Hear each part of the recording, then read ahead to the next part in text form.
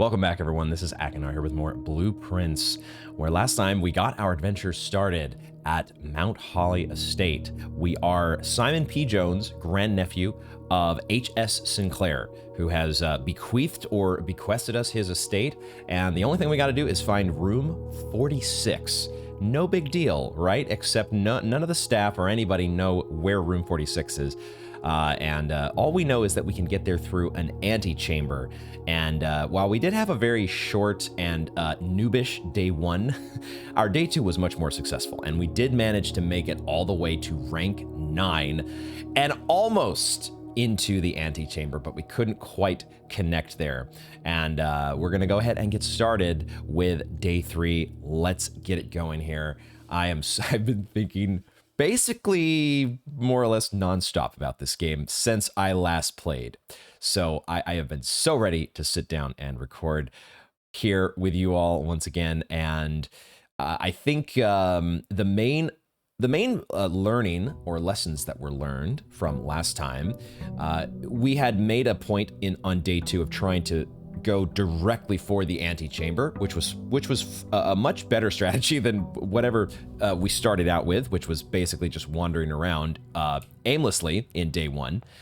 But for day 3, I think what we realized in day 2 is that we kind of ran out of resources.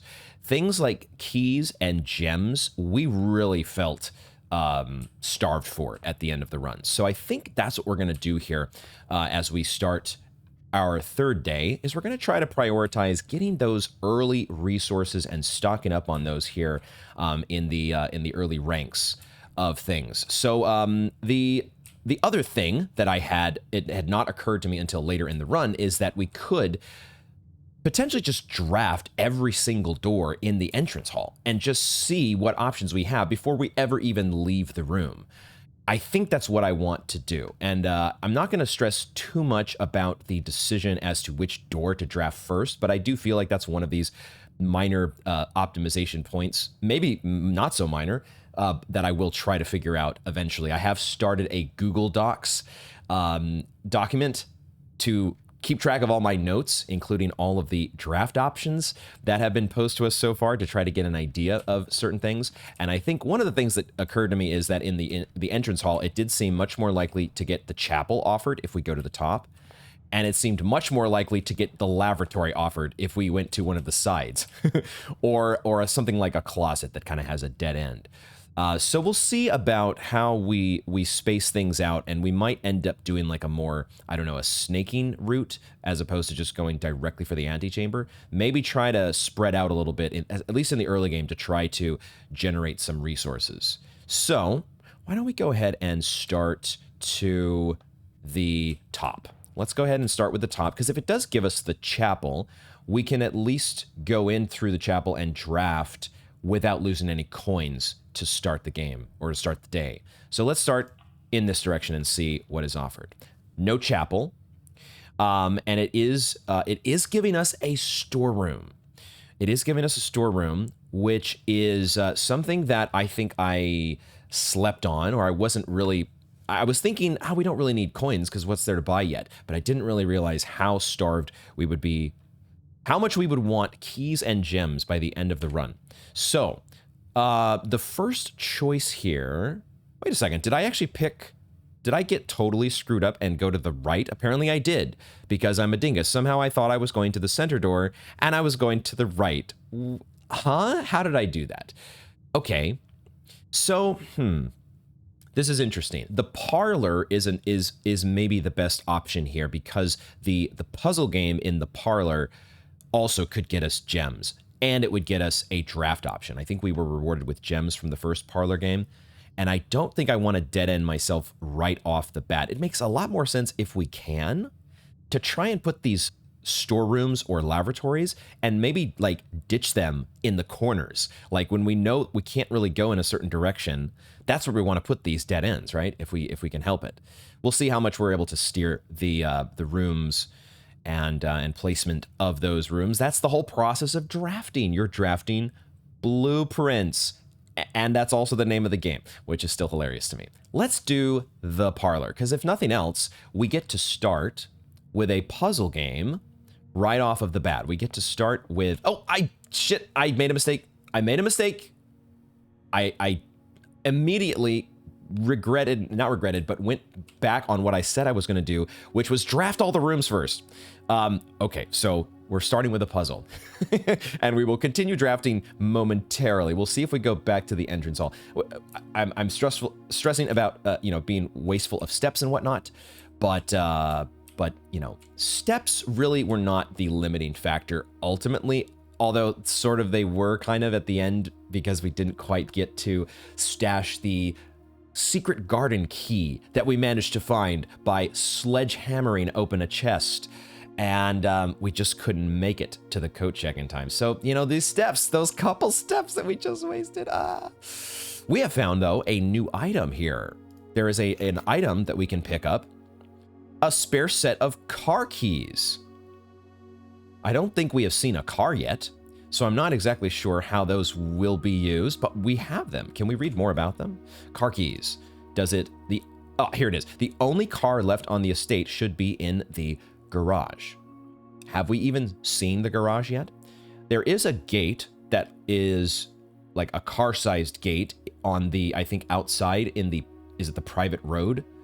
And we could not get through that gate. Could the garage be through there? Or is the garage an actual room that we can draft within the estate? Interested to find out. Okay, let's see if we have a key, and we have, it looks like the similar wind-up game as we had before. The question is, will any of the information, or will the rules be different at all? It looks like it might be the same exact rules. There will always be at least one with only true statements, always at least one with only false, and only one with a prize. The other two are always empty. So that appears to be, that's what I expected. I figured that the rules would probably be consistent. We get our wind-up key to play the parlor game. And now what the randomized element is probably going to be the messages on the box, or the boxes. We have, this is different this time. The blue box actually does say, this is the blue box. Okay, so that's one that has a true statement. The blue box is true. That is a true statement. So we have yet to satisfy the constraint that one box has to have a false statement. So I think that means that this one has to be the false statement, which says that the blue box is empty. Okay, all right. I think, well, it's simple as that, because that means that the blue box must have something in it. Correct? Correct? Did I do my homework correctly? We have 2 gems, ladies and gentlemen. Okay, that's a good way to start. Starting out with gems, and so now we have access potentially to some gem-locked rooms as we draft. Another thing that I think I have realized, as I did go through my footage from last time, and I was taking pretty meticulous notes, as much as I could think to take note of. These sketches, the baby pin and the evergreen tree, I think these are randomized. I think every room, so far as I've noticed, or pretty much every room, has 2 of these somewhere. The exceptions are rooms like the kitchen and the commissary. I think both also did have 2 sketches, but they actually had what looked to be some sort of a clue. I'm not sure about the kitchen. I saw that the sketches in those rooms had blue and red magnets that were keeping them on the fridge, which may be a clue, maybe not, but it makes me wonder, because we've seen blue and red notes, or at least red notes around, and supposedly there will be red pages and blue pages. However, the commissary, I think, did have a clue that said with and without, and it was pointing to a couple of those sketches. So we do, I think, want to make note of these within the run, but I think these are, maybe, if they are important at all, are only important to this day. I think these are going to be different the next time that we come into this room. That is what I have noticed so far. So now that we have 2 gems, let's go ahead and draft this door, and I will try this time not to just step through immediately, but let's at least see. This is where do I want to draft in this direction given what's left in my pool, or do I want to try to narrow the pool and come back later. I still don't have enough experience to really feel good about making that decision. So let's just draft. And we'll see how things go. This feels like a fairly easy den, because where we're spaced here on the map, that opens up the most options to us, right? I think that, and it gives us a gem, which, is that what, oh, we upgraded, we got an upgrade disc last time. We managed to make it to the office, and we did upgrade our hallways. For a second, I thought maybe it was our dens we upgraded to give us an extra gem, but I think that's just there by default. So yeah, so we want to, I think, take the den. I'm interested to see about the utility closet at some point, because the potential to open up doors that are locked by key cards is really cool, but we don't want to put a dead end right here, do we? There's got to be a den. And this time, we will chill and view the fireplace from afar, at least for the moment. We're going to go back and use one of our steps here to draft some more.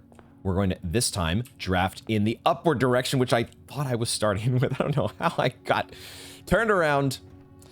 But here we go. Let's see. Aha! The mailroom is here. However, I don't think I want to put it in the middle. That seems like a bad move. At the same time, I've not been given the greatest options here, have I? The storeroom and mailroom are both dead ends. A dead end right here next to the den, which is maybe not a terrible thing. You know, we've still got, there's 5 columns here. We can totally find our way around. It is nice though, or it could be very nice to just have this bedroom. If we're having to backtrack at any point, being able to just go through the bedroom to just minimize, get a little bit of recoup on our steps could be nice. We just don't get our package that we did manage to get delivered because we drafted the mailroom yesterday. So what do I want? And of course, there's still the option of just giving us a key to make sure we have a key for whatever comes along, including locked doors that we might want to draft. We also do know that the bedroom can possibly contain a trunk, as well as there was the item that gives us extra steps, the sleep mask. So I think that's what I will do. I'm anxious to see what this package is that's been delivered, but I don't want to dead end ourselves right here in the middle of things in the early game. So even though we've done the bedroom previously, this feels like a good placement for it. So let's pick the bedroom here. We're not going to walk in. Do not see a chest. Can I? This is a funny little thing here. I think I do see an item here. It looks like there is something where the sleep mask was, although I'm not sure if it's the sleep mask. And we can also how much of a game is it to spy the contents of the room before setting foot in it? How much will my min-max brain? Of course, I am going to try to play literally all the angles of this game to try to enhance my my winning chances. So okay, we'll take a closer look, obviously, at the bedroom in a moment. But draft, one more draft here to go.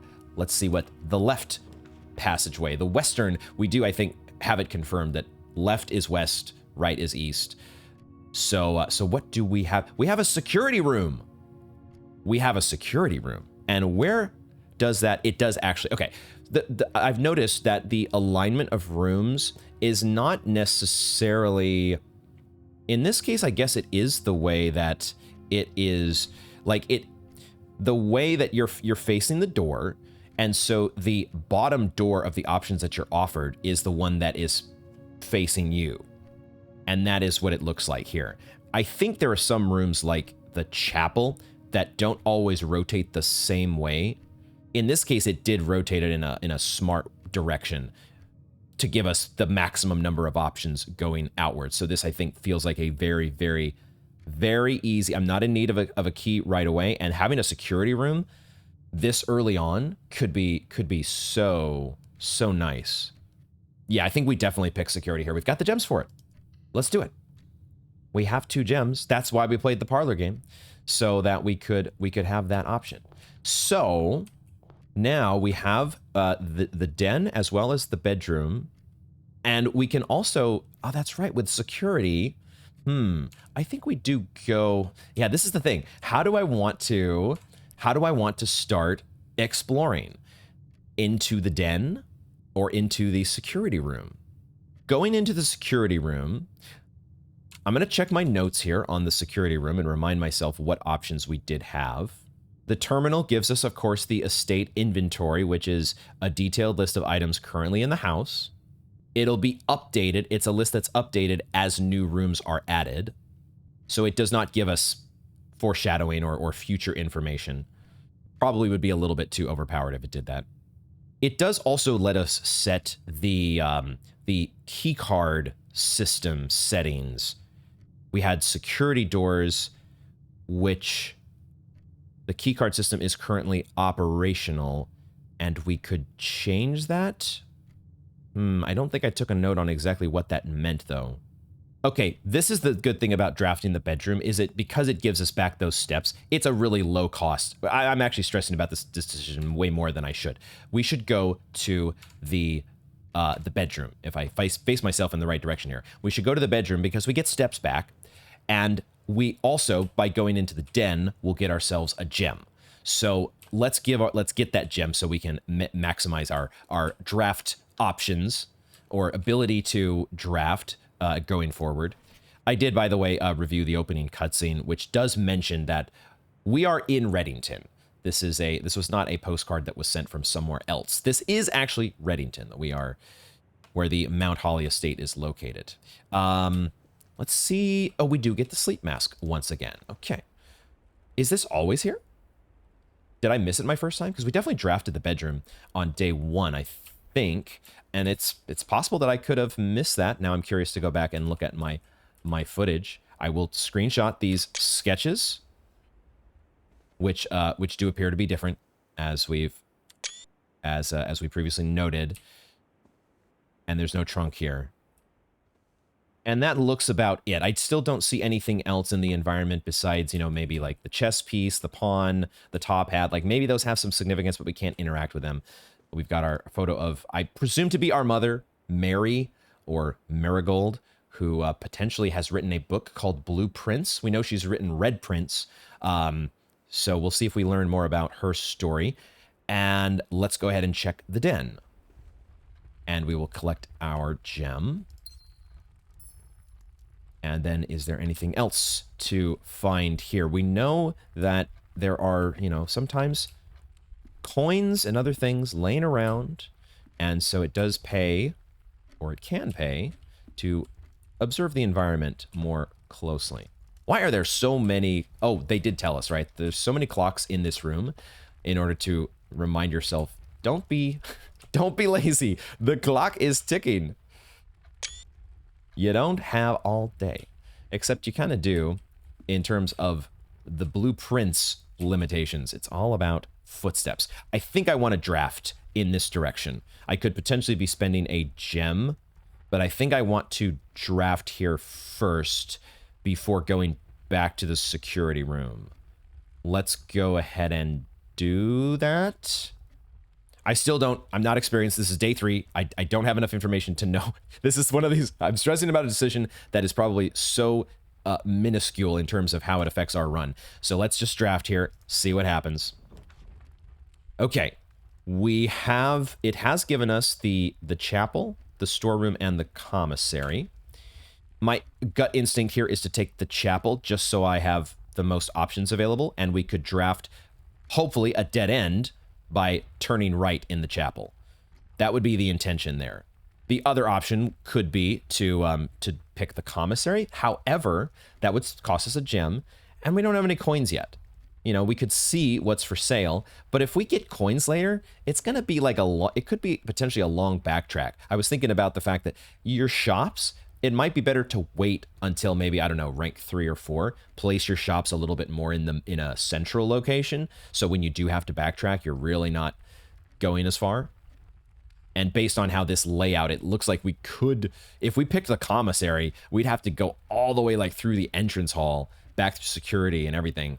So I think it makes more sense for us to keep things a little open by picking the chapel. And we still have no coins, so this wouldn't cost us anything here.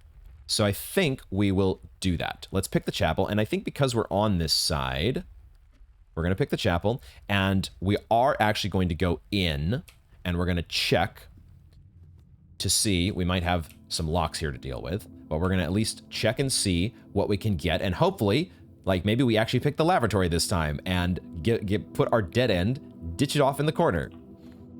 Could be a thing. Aha! It was what I was hoping for, or one of the things I was hoping for. The mailroom seems perfect for right here. I don't think there's going to be any reason for us to want to come back to the mailroom. This is a one-time picking up our package and then hitting the road. So perfect. We ditch our mailroom way back in the corner where we're never going to come back to it. Package has been delivered. Let's check it out. Packing slip, the Cinca company. We've seen this. I think Cinca has been on the safes, I want to say. Interesting. 445 West Barbaran Avenue. Date packed 11/8. Okay, so the date that was packed was 11/8. Does that mean that day 2 is 11/8? I think that might be correct because we also oh shit. That's not what I wanted to do. Can I look at that again? I was gonna alt tab. No. Okay. Can I pick this up somewhere?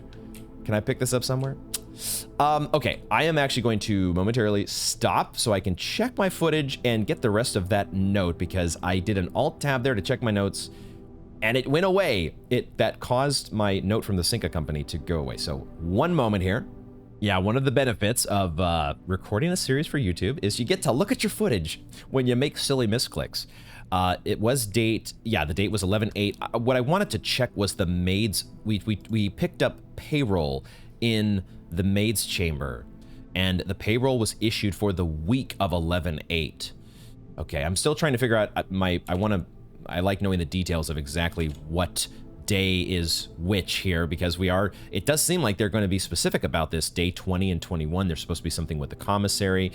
So making sure of our days seems like it's something that it could be important. Going back to our packing slip though, this was packed by K. Thompson, Department 604, serial number, yada, yada, yada.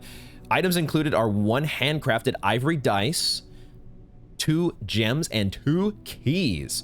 Let's fucking go. All right, customer order 5257. That may or may not be, like, any number.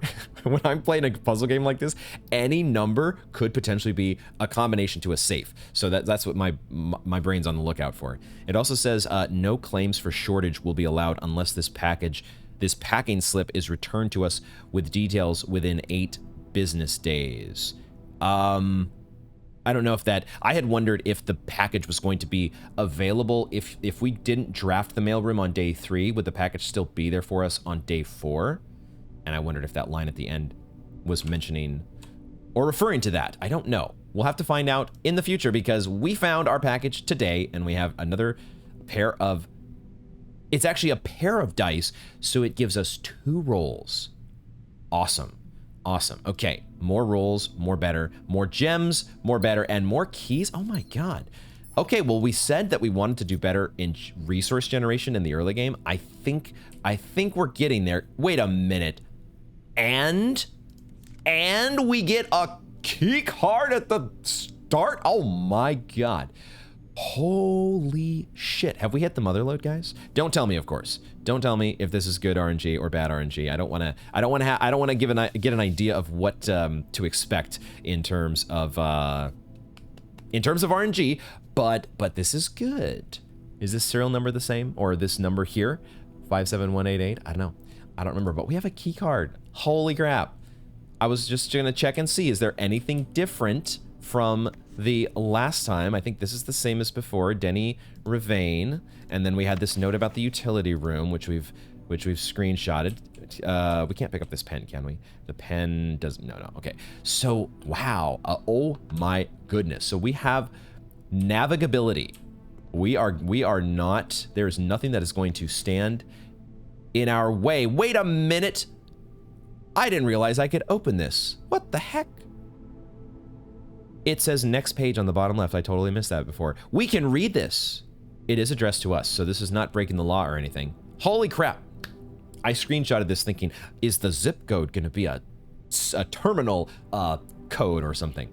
It's a message. Holy shit. This is from Dad. I don't know if we have a name for Dad yet. I think we have a name for Granddad, also Simon.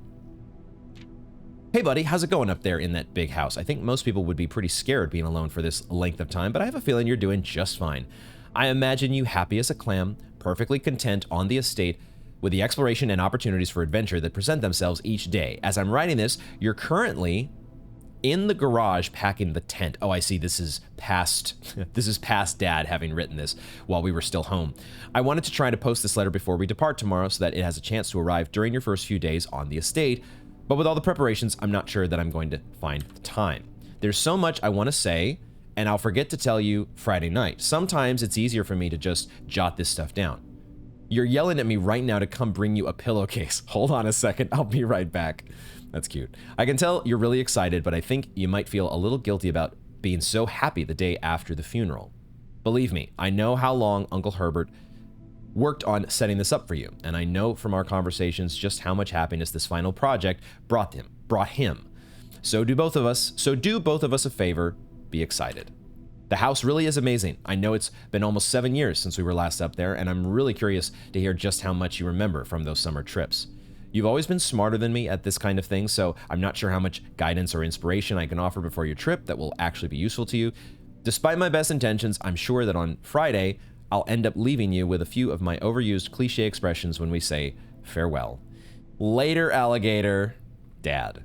P.S. Get some sleep each night and don't spend all your time each day playing dirigiblocks. We know about dirigiblocks. Although it didn't let us play the game. I don't know, maybe we can unlock that at some point. Holy crap, there was a letter here. And I missed it. A letter from Dad, no less. All right, I took some screenshots and added that letter to our notes. So I think that does it here. This number 10, I don't remember seeing this before. I guess I will also take a screenshot of this. I don't know exactly what that could be used for, but it feels like that might be a claim ticket. That's kind of what that looks like. Not sure if that's important, but we're taking notes. Right, and we screenshot our sketches as well. Although this room, I thought there were 2 sketches in each room, but I'm only seeing the deer at the moment. Was there not a second sketch in the mailroom? I am not seeing a second sketch. This is a blind playthrough, so it could be par for the course, unless this is the sketch. It could be that number 10 is the sketch that we're supposed to be on the lookout for. And I just haven't noticed that that is part of the pool of randomized sketches that show up. So there you go. Let's go ahead and take a screenshot of both of those then, because maybe that's all I was looking for. Okay, so now I think we are ready to move on from the mailroom, and we will draft, or attempt to draft, the room to the north in the chapel. We'll see if it's locked. And it is not. And so the only room here that's not a dead end is the spare room. So I think that's what we take, because the items could be nice, but I don't want to close myself off just yet from moving forward. The nursery, I don't really need the steps at the moment. I would much rather, this is part of drafting, is taking calculated risks, and I don't want to miss out on the items in the closet, but I would rather take the risk of putting the closet over in the corner, the bottom left corner, by security. See if we get it offered there. Or something like, you know, the laboratory if we have to, but that's where I'd like to get my cake and eat it too. I want my items, but I also don't want to block my navigability. So we'll put the spare room here, and we're not going to go through that door just yet. We might take a peek to see if there's coins or something on the ground or anything else that we can see by peeking through without wasting one of our steps. But now we will head through the bedroom and go back to the security. Get a little recoup on our steps, and time to check out. We got that really momentous cutscene last time to introduce us to the fact that the security room is not, or it's kind of a big deal. Okay, this I think looks the same as before. So there's some pieces of information in these rooms that are definitely there's quite a few. Clearly, there are pieces of information that are not randomized. That's what I'm trying to say, and this is one of them. So blue memos are true and red memos are lies unless written by hand. Can we believe this though? Just because it has the Mount Holly insignia up here, it's totally trustworthy. Let's look around the room before we check the security terminal again. Was there anything else that I, any letters that I failed to open? Was there a burrito in the microwave that we could eat for extra steps? Did I did read this, did I not? Did I read this? I might not have read this. I might have completely missed this, actually. Okay. The reason I think the reason that I'm having a little misgiving here is because I feel like this same style of bulletin board was in the commissary. I can actually check my notes and find out. Let me look and see. I took a lot of screenshots as I was going over my footage. And if I look at there was definitely a staff notice, and I think it says the exact same thing. Effective the first week of December, payroll for all live-out and seasonal staff will be managed electronically. Yeah, and that the whole rest of that is exactly the same. And it said 2 of these terminals can be found at security, where we are, and also in the laboratory. So it's interesting. Okay, so this was something I had wondered about if it was going to be important for us to... Was that one of the options at the terminal here? The employee punch-out? I don't think it was it? Estate inventory, keycard system, log into network. I could be missing something, or I might be confused about what exactly I'm supposed to be looking for there. We've obviously got our 2 sketches once again, and I will take a screenshot of that. The terminal password has been scribbled out, but we might be able to get an idea. That was something that I forgot to do. Yeah, what I forgot to do was I was going to check the terminal password to see how many digits. I didn't even give an attempt, I don't think, the first time, because I was thinking, like, could it possibly lock us out from trying to log in if we had too many failed attempts? But we didn't even try once, so we can try to see here. Is it 8? No, it's actually... Wait, it keeps going? Oh my god, okay. We got to the end, which is 12 digits? Oh my god. Okay, so there's a 12-digit...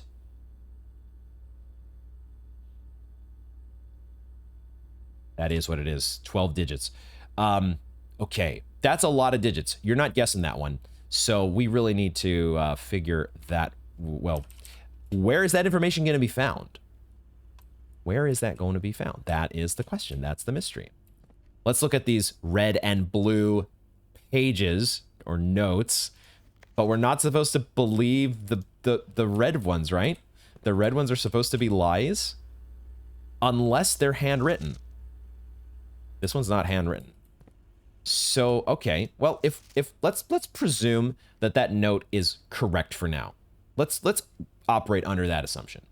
So, this says that until further notice, the antechamber has been unlocked and access levers are no longer required to grant entry. So, that's just a flat out lie. I'll go ahead and make a note of this for my Google Doc. We had another note, didn't we? We got another note somewhere that was talking about the antechamber. Was it in the office?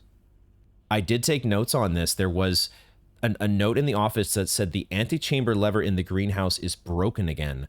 I don't think there's enough time to put in another work order before Simon arrives, so just make sure the west and east levers are operational. Is what I'm... So, okay, let me see if I can decode this here. Let's back out of this note and let's go to our blueprint. The antechamber.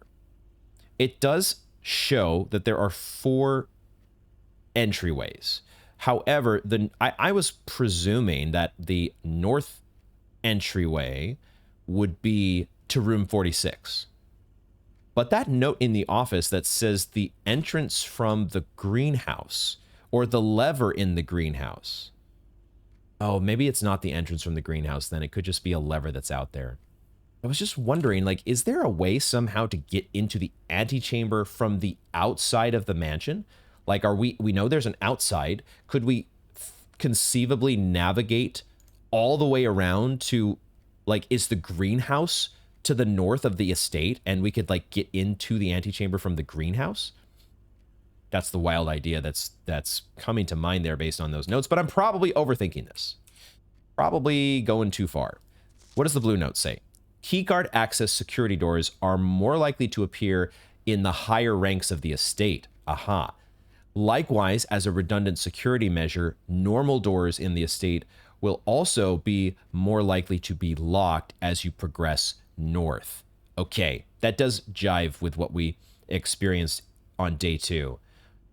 We definitely got more keycard doors and more locked doors as we were getting into higher ranks. So that is another incentive then for you to kind of spread out and take your time working through a draft, is that you're less likely to hit locked doors earlier on, giving you more chances to generate resources and be ready for those locked doors later on down the road. And in our case, we got super lucky and got a keycard already. It is really interesting, though, that they give you this note that's, and then in the same room, they're telling you that it is a lie. So the antechamber has been locked, and access levers are required to grant entry, I think is what we should actually take from that. Okay, I mean, we knew it wasn't going to get, we knew it wasn't going to be easy to get into the antechamber, right? They weren't going to make it easy on us. Especially not if we're only on day 3 and they're talking about like stuff's going to happen in the commissary on day 20 or 21. Feels like we're not going anywhere for a while, but we'll see. I want to look at this again here. I want to, obviously we can view the estate inventory and see if there's anything we missed. Looks like no. So this is a good way for you to tell, like, is there something that I missed? Could be useful. The keycard system I wanted to look at again though and remind myself how this, so the keycard system is currently operational. Security doors are doors within the estate that can only be unlocked with an electronic keycard, which we do have. And if we wanted to go to the settings, this was the thing that I'm not sure about changing the security level because I don't, let's think about this again. Security level determines how many security, so, could we change this now? You should expect to see 1 or 2 security. Oh, wait a second. We could change this now, couldn't we? And this would affect this run, would it not? And we actually, it's in our best interest to turn this to high. Okay, and maybe it's not a persistent setting to the next run. Not sure yet. It feels like this is one of those things they would reset. You would get reset to medium at the start of the next day, would you not? But I don't know. It could carry over, but the greedy approach here would definitely be to set this to high because we have a key card. We can take advantage of this immediately. Let's do that. Now we could regret this on day 4 when we don't get so lucky, but that's for tomorrow's Akinar, for tomorrow's Simon to worry about. So we'll do that now that okay, that is, I wasn't expecting to change that. What I wanted to do was look at the offline mode because as I saw this in my footage, I think it makes sense. The mode determines the default setting the security doors will be set to if power is lost. As a general safety rule, offline mode should be set to unlocked if any staff are working on the estate. It feels like there's no downside for us setting this to unlocked. Why would we want there to be any locked doors at all? If we had our way, wouldn't we want everything to just be unlocked? So I feel like this is just a net benefit. I could be misunderstanding something. Don't tell me. But I feel like that is what I should have changed yesterday. So let's do that as well. Cool. I think we are done then for now with this terminal. Excellent. Oh, man. This is... I have to say that I'm having so much fun, especially now that we kind of are starting to understand things. And it feels like we're making better decisions. Like, I already love the feel of this layout so much more than our first 2 days. Like, this is just infinitely preferable to what we've done previously. Now, the question is, do we draft now to the left or up? Which way would be, none of these are a security door, are they? So we could be jumping directly into a draft on one of these. We could try to do like what we did on the right or the eastern side by putting a chapel and then a dead end, or we could try for the dead end right now. And maybe that's what because we could also, like, we don't have to get a dead end by going to the left. We could get a dead end, or we could get an elbow room.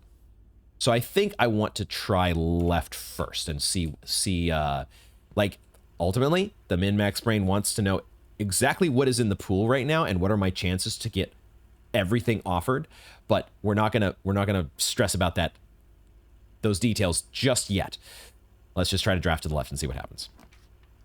Okay, we do get that utility closet. So now that we have unlocked, at the same time, we have a key card. So we don't really care about unlocking doors, but we also don't know. All right, I jumped through several things there. The breaker box supposedly turns the power off. I think from what we know so far, and what we just did at the terminal, when the power goes off, security doors that are locked by a key card are unlocked. In our case, today, that doesn't matter because we have a key card. So it would seem that the utility closet is not super necessary. However, we don't really know yet, because we haven't drafted the utility closet, we don't know what effects it could have. Another option, though, here is the observatory. The observatory, we haven't drafted that one either, and we haven't had the gems to really afford it. Now we're we're in a pretty good spot on gems. So I think I actually want to draft the observatory, and then that does give us our elbow room to continue northward. Observatory, let's check it out. And I won't take the step in just yet, because now we will go ahead and draft the north-facing door in this room. That seems right to me. There's obviously going to be some optimization as we go. The weight room feels like a terrible idea. I don't think I want to use the weight room when I have 48 steps left. That would be bad. I'm going to say that would be bad. Aha! The corridor is also interesting now that we know, it's been confirmed, that doors later on in higher ranks are more likely to be locked. It would be beneficial to save the corridor until later on in the run. You would get a lot more benefit from it because you could guarantee that a higher probability door, one that has a higher probability to be locked, is going to be actually guaranteed to be unlocked. At the same time, the last option is the kitchen. We have no coins still, even though we're good on resources. We have no coins, and the kitchen, the exit from the kitchen would dead end into the bedroom. The bedroom wall, that is. We have dice. This could be a spot where we want to re-roll. Do we want to use a re-roll this early? We've only drafted the chapel so far. That's the only red room that we drafted, so everything else from the red room category is still in the pool.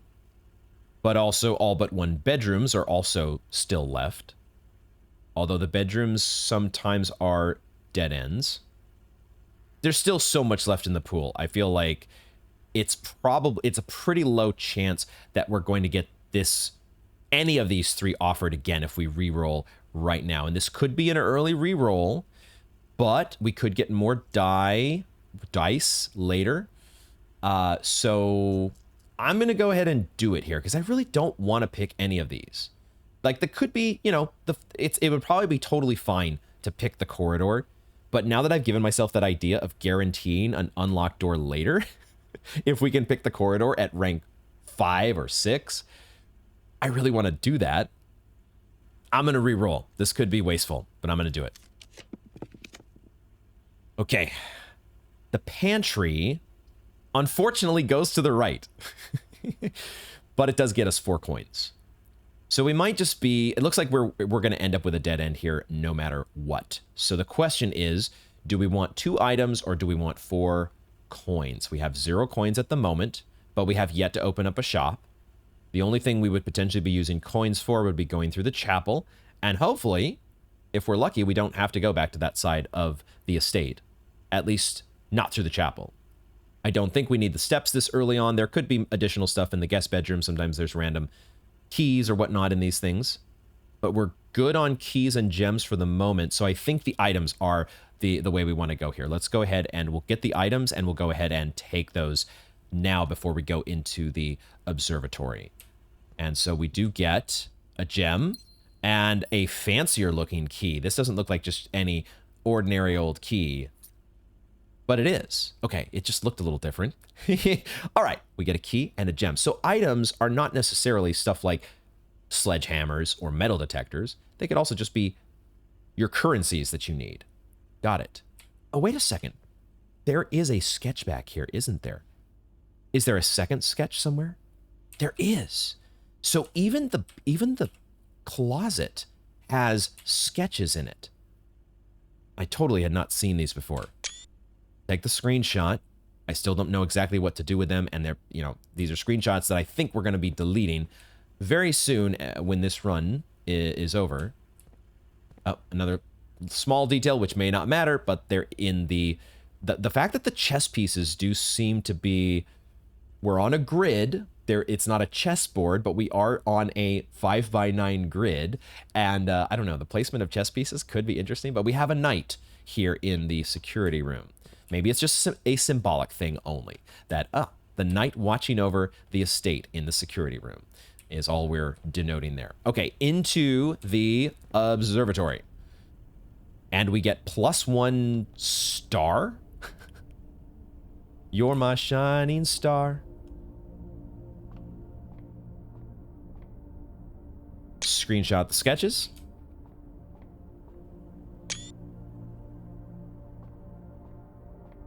And what do we have? What do we have? We can spin the globe. Whee! Okay, all right. This is a very, very high detailed, maximum resolution globe. And we can spin this one as well. Okay, this is the spinning globe room. Come to the observatory for all your... oh, there's a knight in here as well. For all your rotational desires. Okay, and there's a book. The Fixed Stars, The Stargazer's Companion to Constellations by Richard Witt. Veneris, Bird and Son Publishing, 1809. Is this an actual book? Preface. This book contains a complete star base, a list of constellations, and the observed effects that accompany the appearance of each one. Depending on the number of stars, in bold there, number of stars that can be seen in the sky on any given day, different constellations of various sizes may be visible, sometimes more than one on a single day.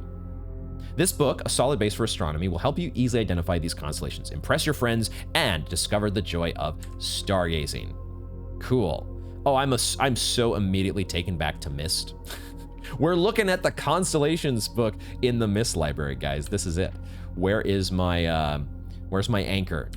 Where is my beetle? So far, no anchor or beetle, but we have a North Star. A North Star, which is +1 gold. Oh, wait a second. Oh, shit. The number of stars. We have 1 star right now, which means we have the North Star, which gets us +1 gold? Question mark? The twins, 2 trunks have been added to the entrance hall. The slice, +3 steps. Diamondus Minor, +1 gem. The Southern Cross, rooms with 4 doors are more common today. Wait a minute, where's 6? We just skipped, we skipped 6. Hello? What's the deal? Why is 6, is that like an unlucky number or something? We go straight to 7, the Farmer's Apple. Apples are extra delicious today. I guess apples will give us more steps. Whereas the only apple I remember so far is from the pantry. Oh, that's right, that's the other thing we get from the pantry is additional steps. Small little addition. 8 is Clavis, the key, +1 key. Oh, and then we're jumping all the way up to 11 and 12. Diamondus Major, +5 gems. And Draxus the Dead. Dead end rooms are more common today. Wait, what? Dead end rooms are more common? Oh, this really just keeps... Okay, this is the last page.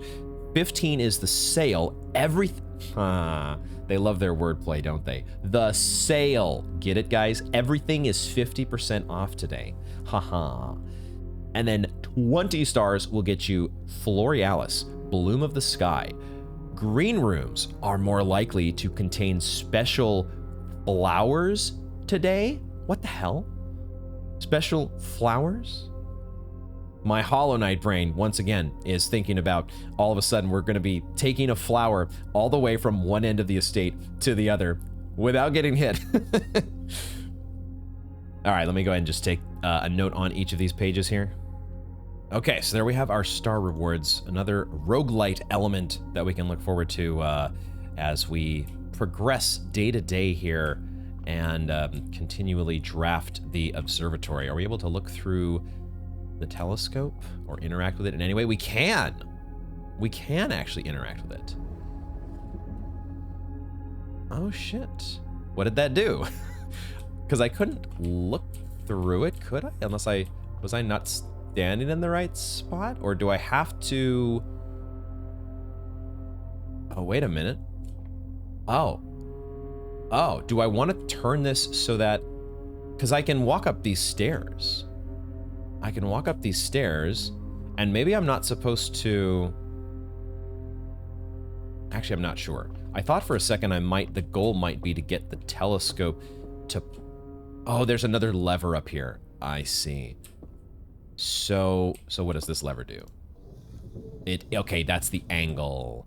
And I could turn it in the other direction to tilt it back up. Okay, so we want to... I mean, it would only make sense for us to point the big old telescope outside, right? This direction? Oh, that was... Oops. I did it the wrong way. It does show you on the arrows which way... Well, it shows you which way the wheel's turning.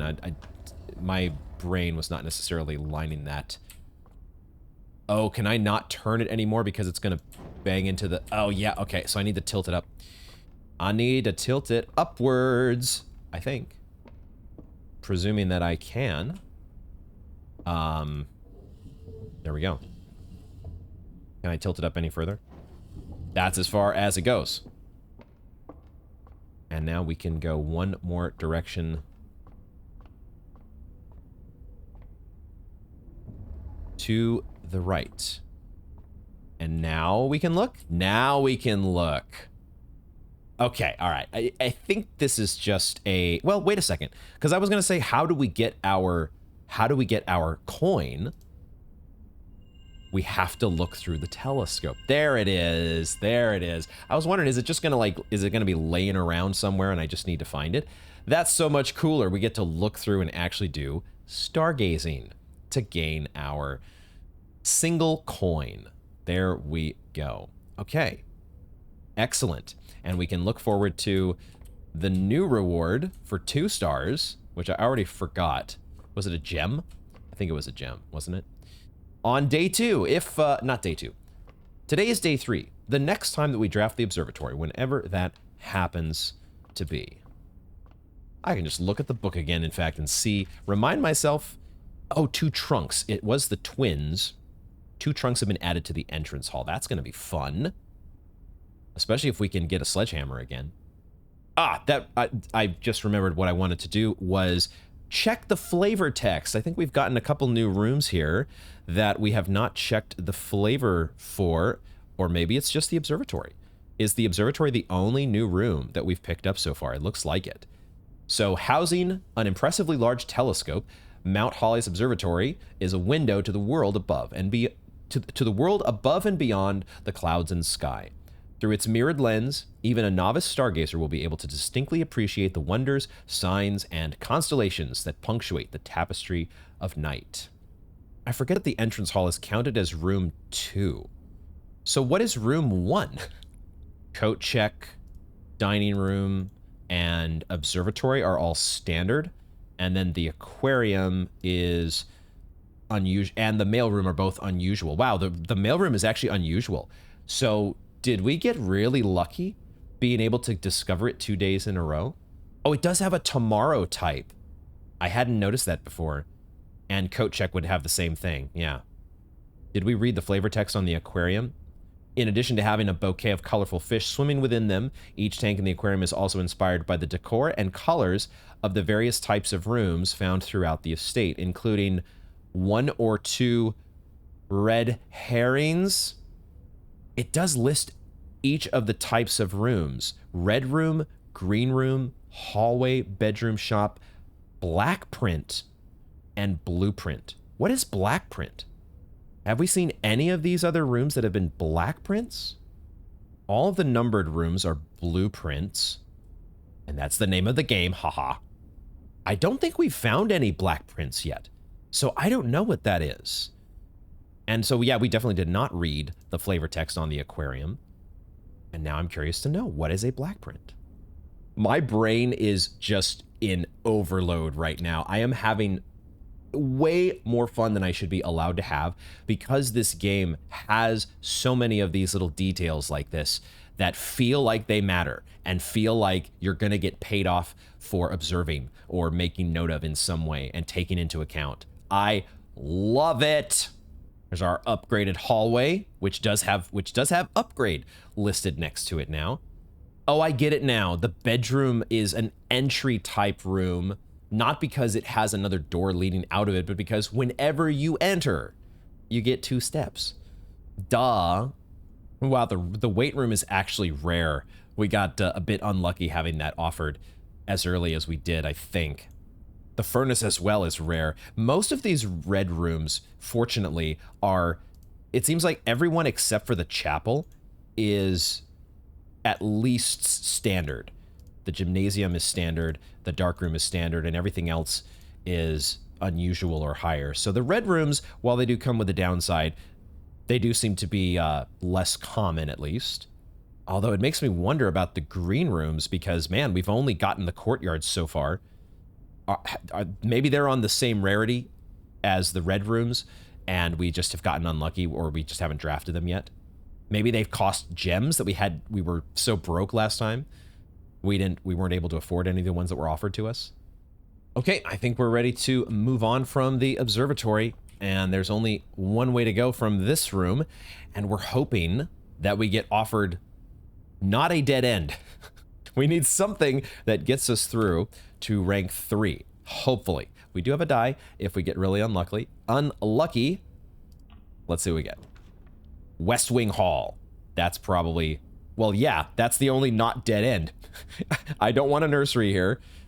Man, they make you pay a gem for the nursery. And I don't want the breaker box, that's for sure. This is a very easy West Wing Hall, and we check just to be sure, but yeah, that we're not going to get full usage out of it, unfortunately, but that's better than the other 2 options. So pretty easy choice here. Let's go, and we'll see. There is a note here, it looks like. Is this the first time we've been in the West Wing Hall? I think so. We'll quickly just make note of the sketches.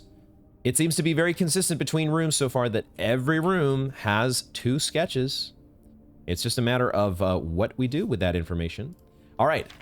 Staff notice, June 15th, 1983. Out of respect for the late Lady Clara Epson, the West Wing will be closed until further notice. While the floor plans associated with this wing have not been removed from the pool, we ask that staff members refrain from drafting them during this period of mourning. Say what? I gotta read that again. The floor plans associated with this wing have not been removed from the pool. The West Wing will be closed until further notice. We ask that staff members refrain from drafting them during this period of mourning. It's so funny that the in-game universe you know, recognizes the fact of what we're doing, the whole drafting process. And then another very mist-like thing that's being done here, the half of the note that is torn off. Likewise, any staff, question mark? Yada, yada, yada, may draft soup. That's probably what it is. They're going to draft soup. Okay. Once again, another screenshot to add to our notes here. It is really funny thinking about the end of our day 2 that gave us, was it the flavor text that said like East Wing favored or something like that? Will we get something West Wing related this time? We don't have the same view outside that we did with the East Wing, right? There was a statue outside that we could take note of, but they've boarded it up. They don't want you looking outside. It doesn't seem like there's much of a view to be had from what we can see. Mostly trees. So yeah. Any details at all that that can be spotted? I don't think so. This is our first time drafting the West Wing, so let's check the flavor text. The West Wing of the estate has been closed since the death of Lady Epson, as the note suggested. It is unsurprising, therefore, that this hallway in its neglected state features boarded windows and dust-smothered furniture. Got it. Standard rarity. Okay, and of course the right-hand door is locked to us, so the only one way to go, unless we're gonna schlep it all the way back to the spare room. Let's see if we can continue our move forward. And I think we can. I think we're going to take the nook here. Get ourselves another key and keep that corridor for later. We definitely don't want to dead end ourselves with the bedroom. So the nook, I think, is a very clear move in this case. And that starts to get us... I don't know yet if it's better to... I mean, we could try doing the opposite of what we did last time and just completely filling every single rank. Just every single room in the entire place, draft it all. Like that, it could be like the completionist run and just see how that goes. It might take forever. We might be here for like 10 hours, guys. But hey, I don't see the problem with that, do you?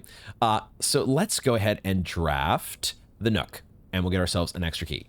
Seems like a good idea to me. Unintentional rhyme.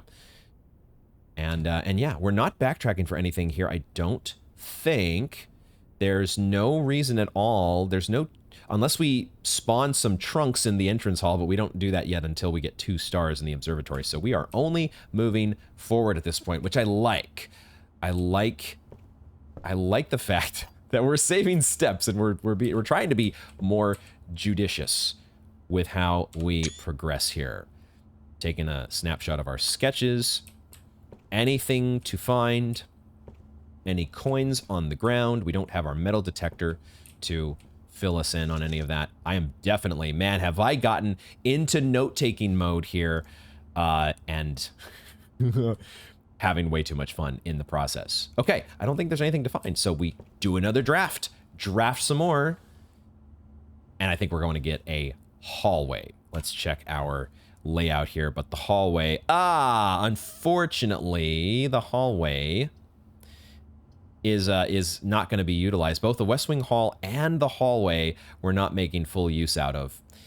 But if we choose one of the others, we're dead-ending ourselves. So, so this is interesting. Yeah, there are obviously some elbow rooms that go in the other direction. There are some elbow rooms that go to the right and some that go to the left. And the fact, I don't know yet, I don't know the pool well enough yet to know if there's more that go to the left or more that go to the right. Also, we haven't drafted all the rooms. So yeah, I think there's only one choice to be had here. Unless, if we run out, if we get dead-ended here, we're going to be very, very sad. Let's hope that doesn't happen. Hallway, please. We have a lot of keys, guys. We got a key card. And we have so many keys.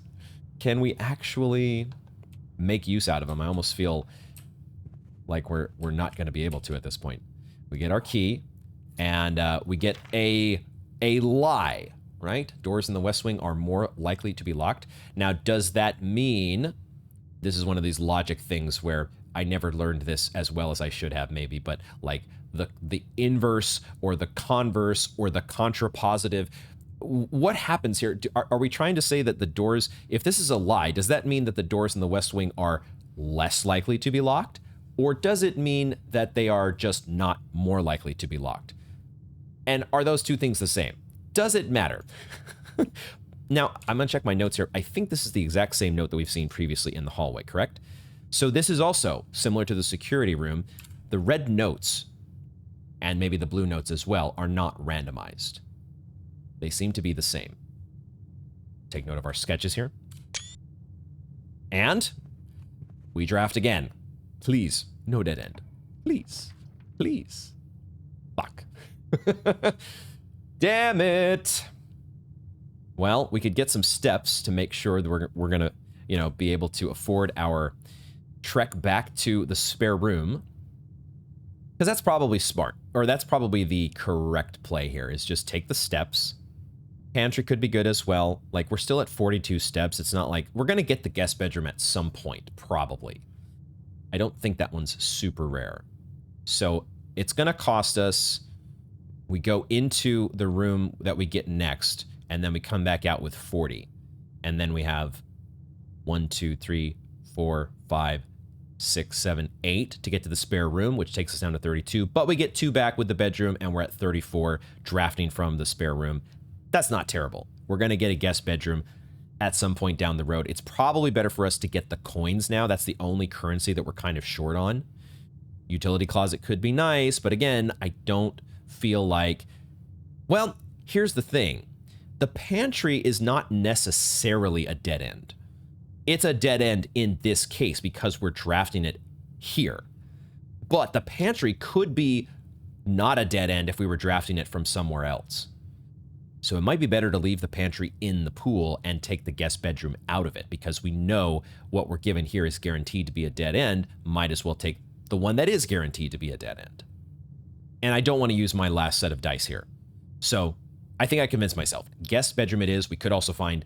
There's sometimes items and other things to find in here as well.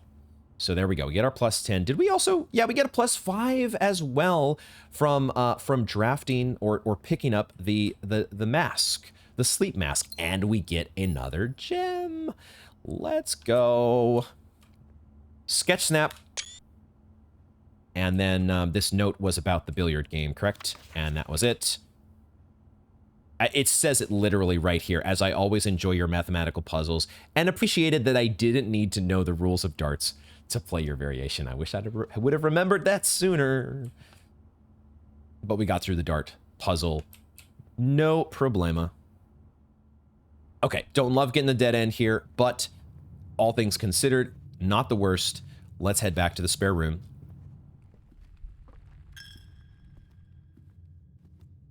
Right, and we did have to spend a coin. That was another reason not to pick the pantry there, is that I guess we had to spend this 1 coin no matter what. It's 1 coin to go through the chapel. One little downside here of having the chapel to traverse, but it is what it is. And now we are back in the spare room for the second time, I believe. There's no coin on the ground, though, this time. And but we do have a window looking outside to this statue that we've seen before. Is that a boat that I see? It looks like that might be like a small boat. We'll have to get maybe a window further down the line, a higher ranked window to know for sure. But we draft and continue forward. Tab key, please. There we go. So we have the corridor as an option. I don't think we want to take the storeroom. It feels like we want to take the dining room because that gives us the most options. That feels like a pretty easy dining room to me. The storeroom would be the worst possible choice here because then our run is over. And I don't see a reason to use our die yet here. So the dining room it is. We would have to make a little bit of a return trip for our meal. However, the meal gives us extra steps, so it's probably going to be worth it, even having to come back to rank 4. So yeah, and I really would love to turn to the left if we're trying to do that, completely filling up every single rank. Turning to the left here is the way to go. So dining room it is, and we move forward. We can't drink the wine, can we? Or is it champagne? We make note of our sketches as we continue to do here. Were there any other details that I might have overlooked last time? There's another window here. Could the placement of rooms with windows be significant? Because I think last time we had the kitchen, or sorry, the dining room was like, was it in the second column, or was it actually, now I'm curious to look back at day 2. Because maybe the dining room or other rooms that have windows. No, but the spare room, I was going to say, could the dining room only be offered on either the far east or western sides so that you have to have the window to look out. But I don't think that was the case. I feel like the dining room was in like the second column. A detail which may not matter. But I love thinking about those details. Let's go to the left. I think I want to go to the left. It would be great if we could branch out to the left and then give ourselves like a dead end right here in this last rank 3 room that hasn't been drafted yet. I think that's what I want to do here. Let's try it. The courtyard. Pull up my map here. Or the pantry. This is interesting. If we want to... Actually, the courtyard would be maybe the best choice, because that gets us both directions.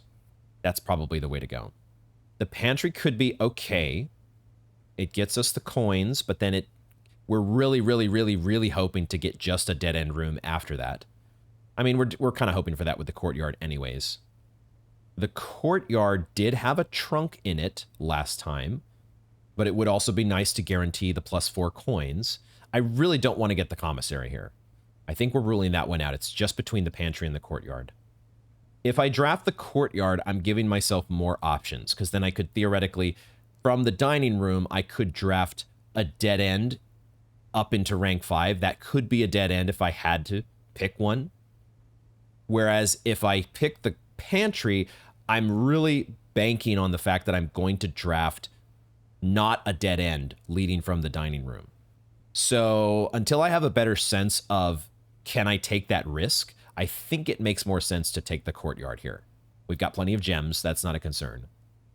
Let's take the courtyard and be safe about it. Oh, I don't know if I wanted to go through, but it's fine. It's fine. We're here. We're here. We're already through. And there is another keycard door. We had a keycard door in the courtyard last time. No trunk this time. Anything else lying around? Would they be so cruel as to hide a coin in the bushes? Nothing lying around so far as I can tell. So I want to see if we can draft down and throw away one of our dead end rooms. And we do finally get the storeroom. Slam dunk storeroom, right? Just to make sure I'm actually facing the direction that that I didn't get turned around somehow like I did with the entrance hall. Boom, there's our storeroom. Oh, that feels so good. That feels so nice. There's just something so clean feeling. Look at this beautiful map so far. It's not the most, like, it would have been nice if we could have continued on from the West Wing Hall and whatnot, but that's fine. Given what we've done so far, we will take it. All right. Is this our first time in the storeroom? I think we did draft this once last time. Okay, there's that key. Was also kind of fancier looking. I think that some of the keys just look more, they're much more like old and rusted, but some are kind of golden. Okay, and now I think we just go ahead and we draft from the courtyard, and we hope to get a room that kind of opens up into a lot of directions. I think that makes a little more sense compared to drafting in the dining room. Let's do that. Damn it. Huh. We might have to take the commissary here. I do not want to take a dead end. We have the option to redraw. We just don't have any coins to buy anything in the commissary. That is the downside.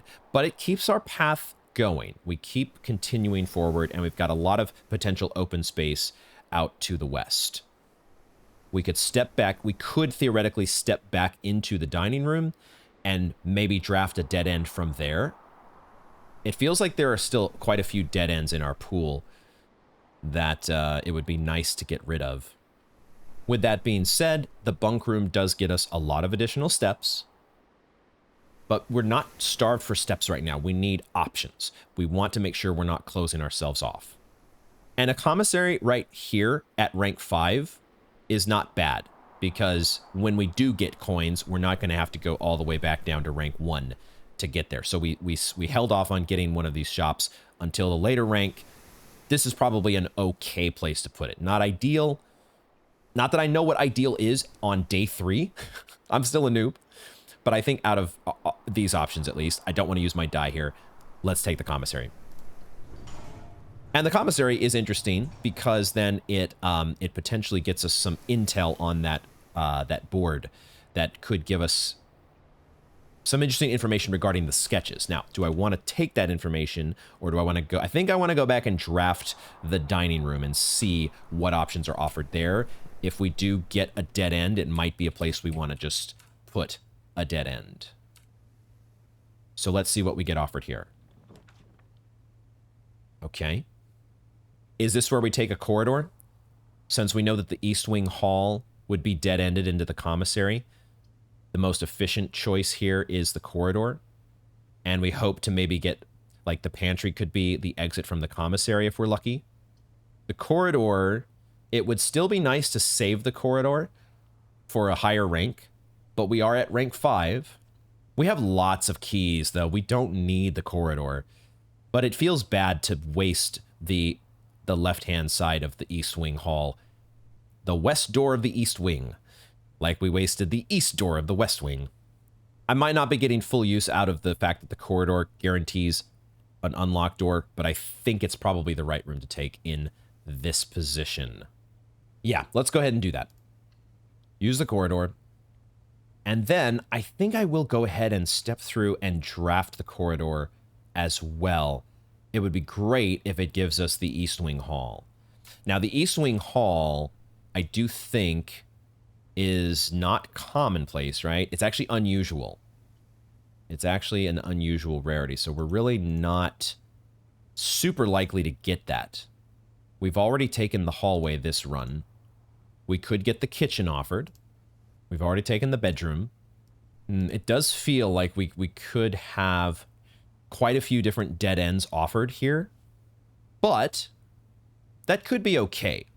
A dead end through this room is not the end of the world, but a dead end here and then a dead end in the commissary is the end of the world. However, we have a die, so it's very unlikely that we're going to completely dead end ourselves at this point. So why don't we step through the corridor, and we're going to, first of all, check it for any...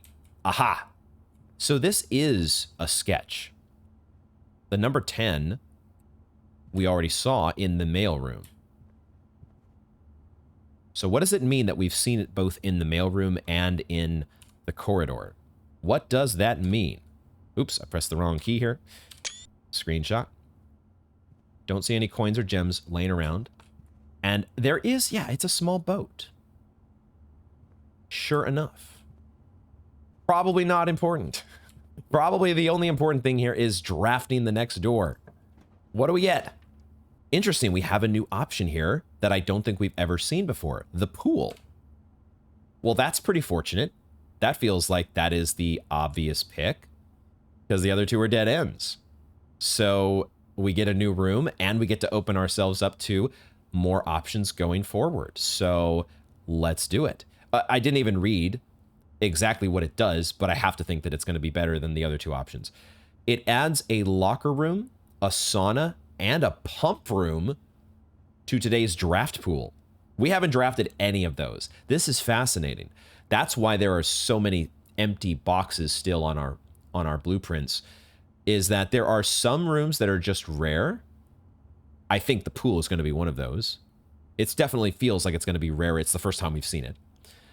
And then there are additional rooms that are locked behind it. You can't even draft those rooms until you get the pool. So that is... It's one way to add a lot of replayability to runs. You got to make some stuff super hard to get. So let's take what appears to be a super hard to get and also kind of the perfect choice for what we need at this juncture. I don't see any reason... Well... There could be a reason to turn around and go back to the commissary, but I feel like it's totally fine for us to step in and check out the pool. Sketch.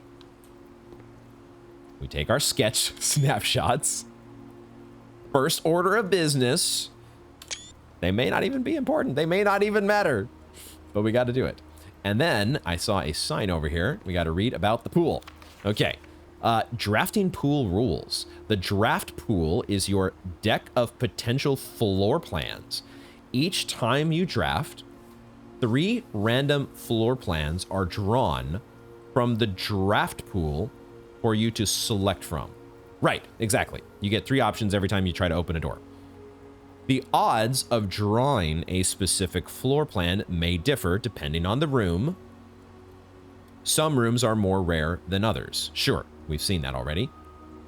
Floor plans added to the draft pool are removed at the end of the day. I kind of figured that was... I sort of just assumed that implicitly. I didn't even think about the fact that it might carry over to the next day.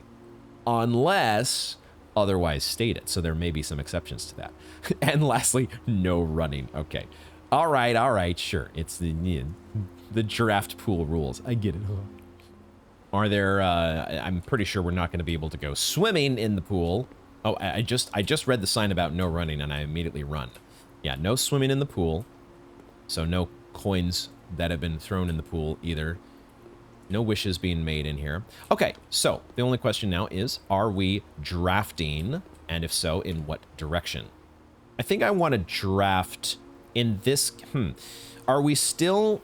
We're pretty good on resources, right? We have quite a few keys. We're a little lower on gems. We don't have any coins. But we're in a much better state than we were compared to last run. Because, like, now we're at a point where maybe it makes sense to try to make a beeline for the antechamber. Now, we're on the right-hand side of the grid, so moving either left or right is basically making progress toward the antechamber equally. Like, this is where we could check the room directory and think, like, my brain wants to check the room directory and think about how many, left-turning elbows are there left in the pool compared to right-turning or right-facing elbows. It does seem like a lot more left turns than there are right turns, doesn't it? Are they all left turns, actually? All the elbows apparently are left turns?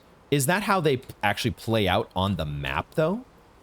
Not necessarily. Like, the nook did get rotated, even though I think in the directory, the nook is listed as a left elbow. So it uses a little bit of sense to try to point the elbow in the direction that I guess is most useful, although that logic is not foolproof, because we definitely saw in the case of the dining room going to the courtyard, it was not automatically, I guess because we had not determined this room here yet. And so it said, oh, it's totally fine for us to point the whatever room was pointing down, the pantry. It's totally fine for it to point down here because you could still draft this room. But in the case of the nook, pointing it to the left would have dead-ended us being on the west side of the mansion. So it said, okay, I'll point this one to the right. Okay, let's just go ahead and draft upwards. It has a key card door, and I kind of want to draft in that direction. Let's see what we get. There is one of the new rooms right off of the bat, and it's got the highest rarity, apparently, as well. So it's also not a dead end. Or I guess the pantry's not a dead end either, but it's a new room, and it spreads keys throughout the house. Okay. Maybe that's not the best move, actually, because we have 6 keys. Do we really need to be spreading keys throughout the house? And it would cost us a gem in the process. We would be down to 2 gems. We're totally fine on steps. We don't need the bunk room. The smart move could be the pantry. I'm not sure. But it does turn us away from the edge, right? And there is something appealing about kind of like if we hug the wall and draft all the way up to the antechamber, that could be like the ideal path if it would let us get there. Why don't we try to do that, and also we get a new room.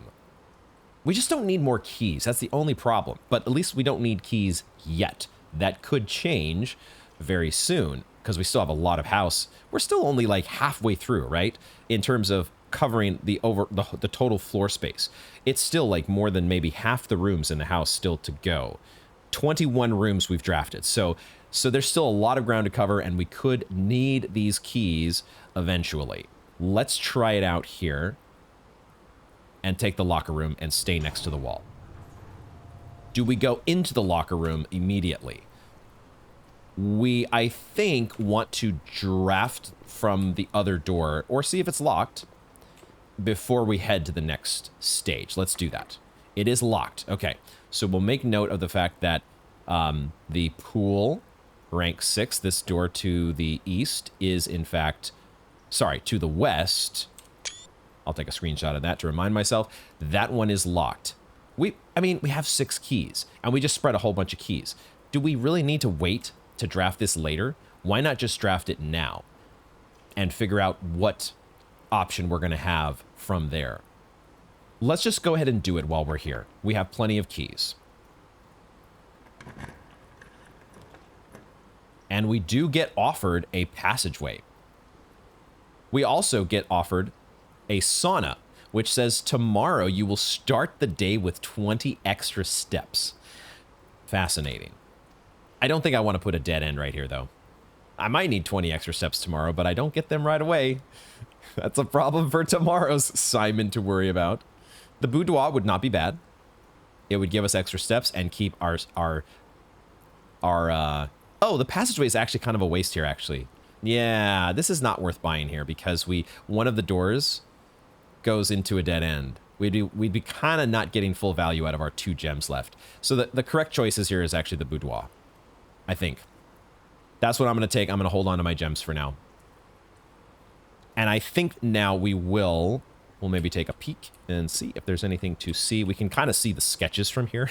I still don't know if that information is even useful.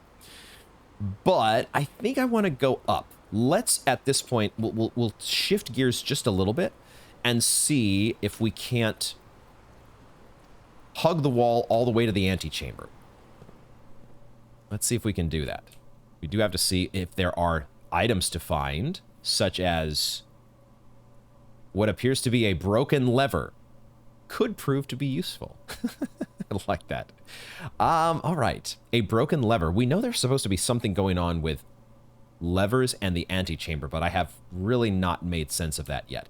Oh God, we could check. The locker room has locks. Oh my God. There are so many locked doors in here. Are you kidding me?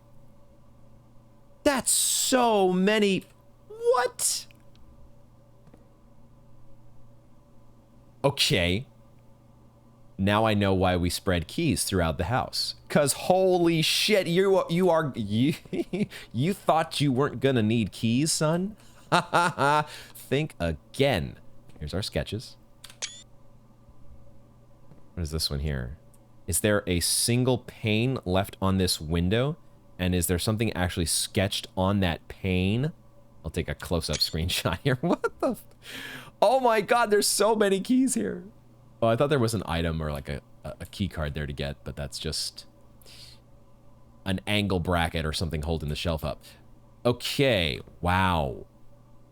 There are potentially items in every one of these locked locker room doors. Do we open one of them just to take a stab in the dark? We've got 5 keys left. Why don't we draft first and see what we get, and then we can maybe. There's like what 15 doors. How are you? There's no way that you're allowed to open every single one of them, right? There's just not that many keys that are distributed during a run, I would imagine. Okay, we have a brand new room here. I don't think we've drafted or maybe even seen. I'm not sure if we saw the boiler room last time, but it contains a power source. I think I'm curious enough. From a placement alone, the boiler room is the smart choice in terms of keeping our options open. The kitchen wouldn't be terrible, but I think the boiler room is the correct choice here. It only costs 1 gem, and we want to see what's up with this power source. So let's do it. Boiler room. And let's also use one of our keys and see if we can get lucky. I'm gonna go with the locker that is underneath this this inner tube. There's an inner tube on top of the locker rooms here, and there is there is one locked door that is directly beneath that. So that's how I'm going to choose to open one of these doors and watch it be completely empty.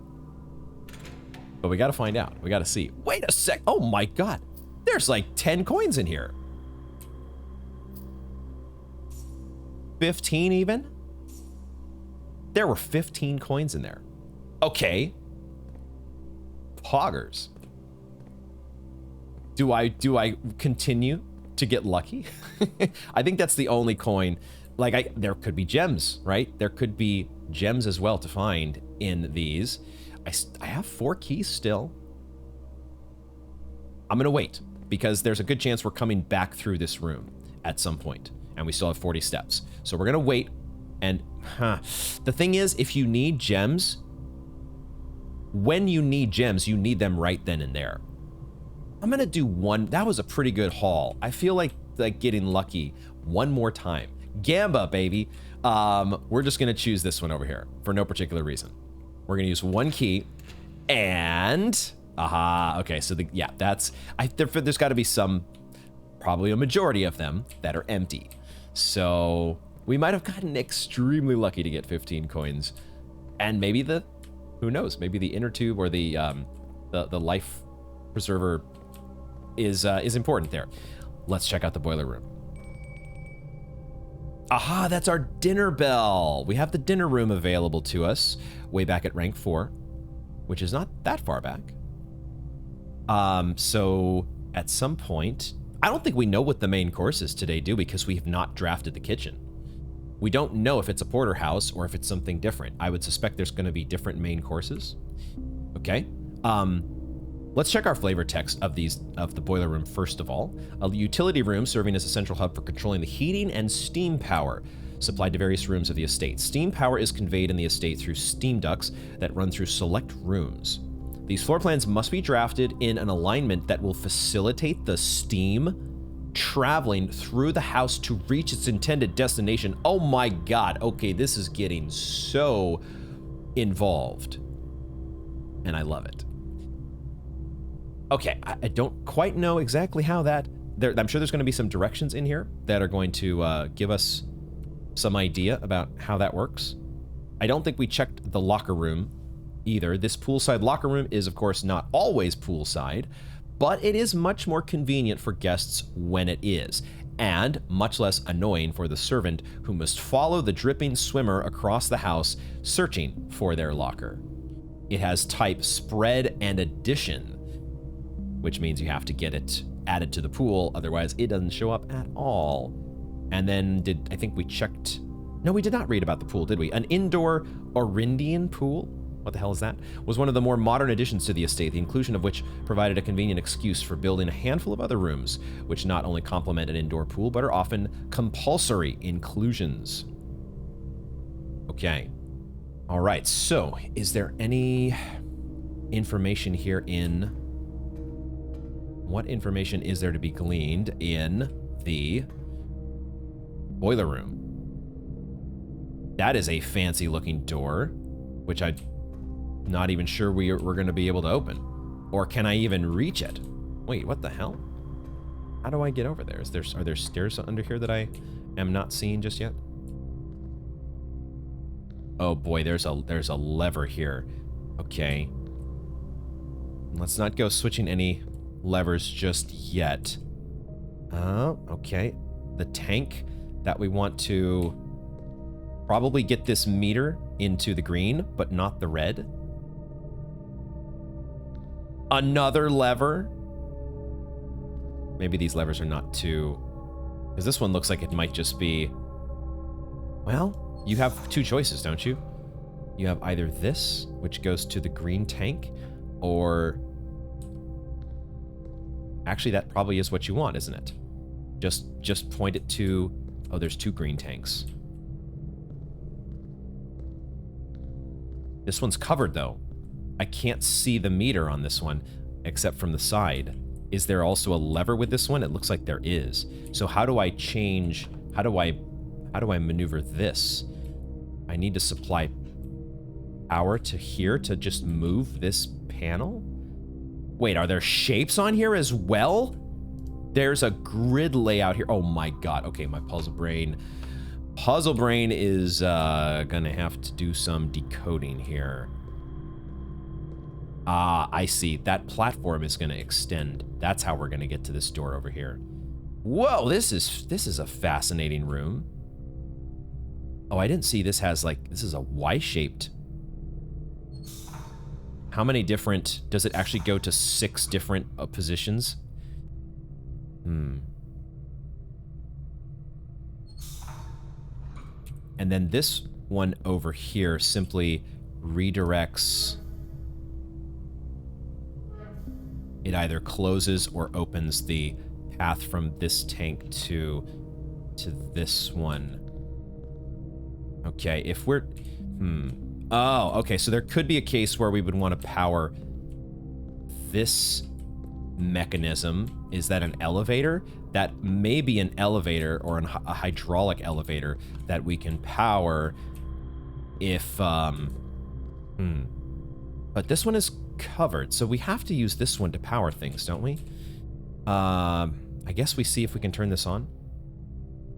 It just automatically goes to green. So it's on green.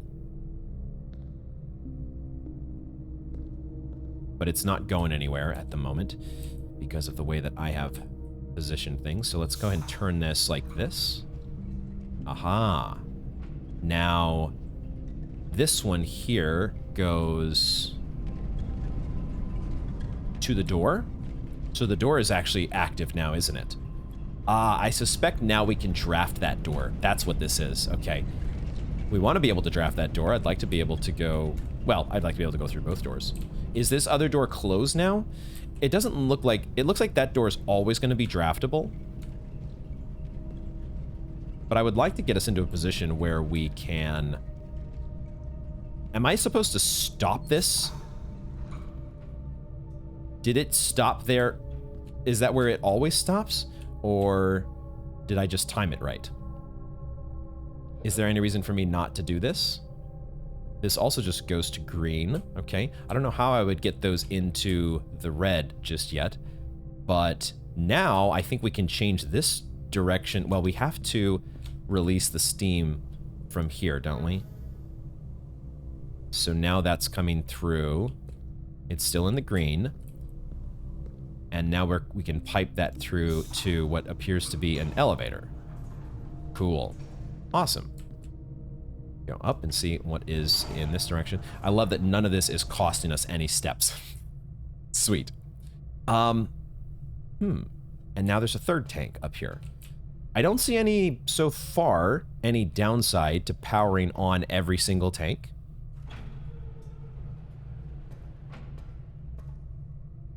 I'm not sure if, once I see one of them go into the red, then I might think differently. Oh. Are we supposed to...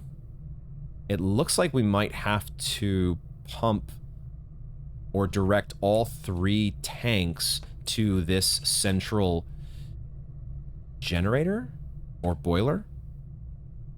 What am I doing here?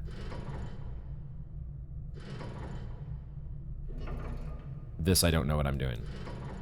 There are 3 indicator lights and then an activate switch, but nothing is lit up. So I can slide this left and right and center, but I have no idea what that does. But I can get up here, and now this door is open if we wanted to draft it. Can we... Is this a shortcut that we can open?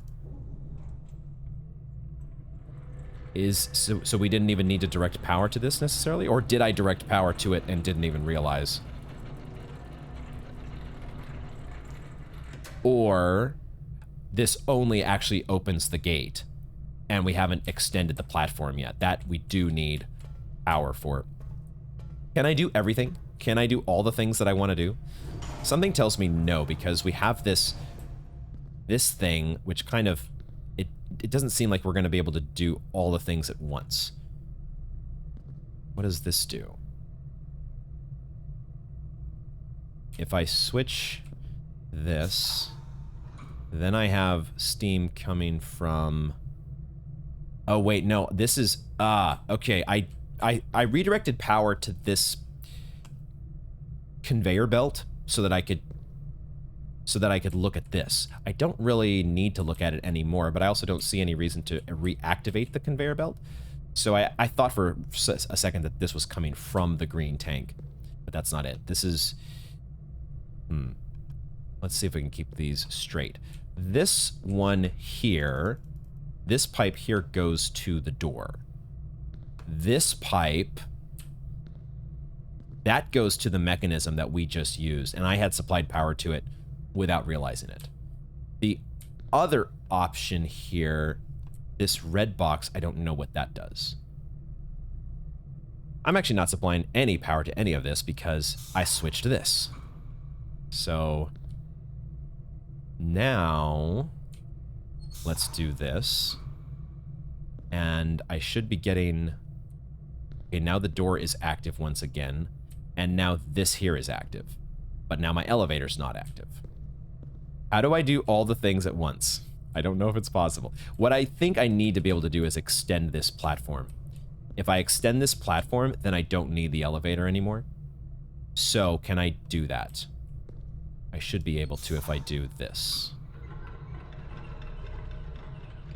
Cool. Now, does that just stay? No, it doesn't. So we can only activate that platform when we have power supplied to it. Now I've got this conveyor going again. I don't think that matters anymore. This is fun. That's not it.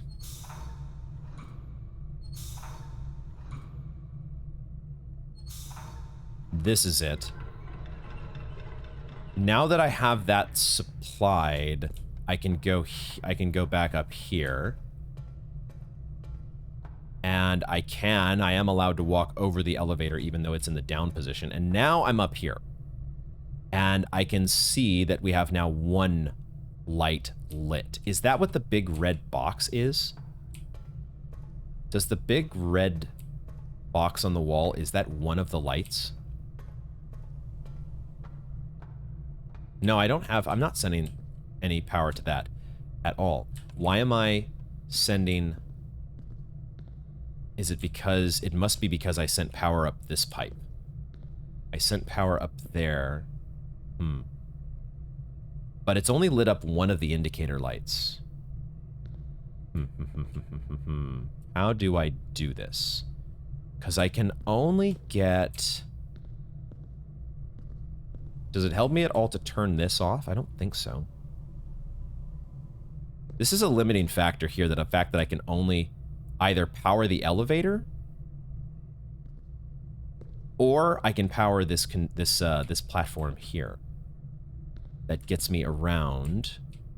Can I power that platform while also powering the red box? Like, I want to be able... I don't think so. I want to be able to do... That powers the door. I just don't know what powering the red box does, and I don't think I can power it and also get around to see... back up to the very top to see what indicator lights have lit up. I don't know if I can do it. Because now the only way to get back up is via the elevator. I'm gonna go there. And, I think I might have to leave the boiler room for later, because it did say that there's... The floor plans must be drafted in an alignment that will facilitate the steam traveling through the house to reach its intended destination. So I've got to do stuff in other rooms, and that does not... I don't see how I'm going to do that. Or it doesn't... I don't understand how that's supposed to be laid out to really get everything to work together the way that it's supposed to. So for the moment, let's just focus on rafting forward. Moving... we're very close to the antechamber. Could we potentially get there this time? This is a locked door. Should I use that key, or should I try to draft to the left? I do have to remember keys have been spread throughout the house, so we probably have many more than 3 keys remaining. Let's just go ahead and draft up. Let's not overcomplicate this. Let's just use the key and see what we get. We still have a die if we need it. There's a billiard room. And there's also the office. But we don't have 2 gems. Damn it. I forgot that the office does require 2 gems. That would have been pretty sick. The office would have been a good pickup because then that gets us an upgrade disc potentially. I don't know if that's a guaranteed drop. The office does seem to be much more likely to appear at rank 9, doesn't it? Maybe it's only rank 9. Don't tell me, of course. Let's do the billiard room, though. We know how to do the puzzle in the billiard room, and that could get us some gems. And it also points us in the right direction that we want to go. So let's take the billiard room and not be too sad about it.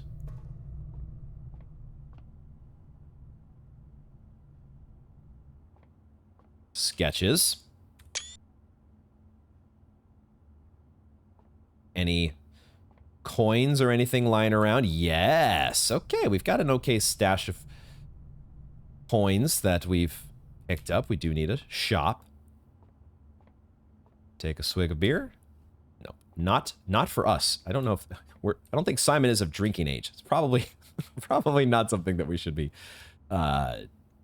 condoning as part of the Blueprints experience. Okay, +5. And then 3 + 4 + 7 is 14. Then we have 5 + 13 is 18, -6 is 12. And then what did we decide? This was like the only thing that makes sense probably, right? Because, I guess there could be a couple things that make sense here. What did we do the first time around? I'm going to check my notes, actually. I think I did take notes on this. I took notes on the billiard room. I took a screenshot of each one of the things that we did, or at least the ones that were potentially could have multiple things. And I think we did the subtraction first when you had both subtraction and multiplication to consider. And if we do that here, that would be 17 - 15, which gets us 2 times 2 gets us 4. Let's see if that works. That does seem to be consistent. So do the subtraction before multiplication, which is not your standard order of operations, as math nerds will know, but in Blueprints, we do things differently. So 3 - 2 is 1 times 15 is 15. And that solves the puzzle. There we go. And we do get 2 more keys. Excellent. Was hoping for gems, but we'll take the keys. And there we go. Oh, I just noticed there are little math symbols on these, on the chalkboard next to. I hadn't noticed those before. They were trying to warn us. All right, let's see what we have. It is a locked door, but we have keys. Let's use them.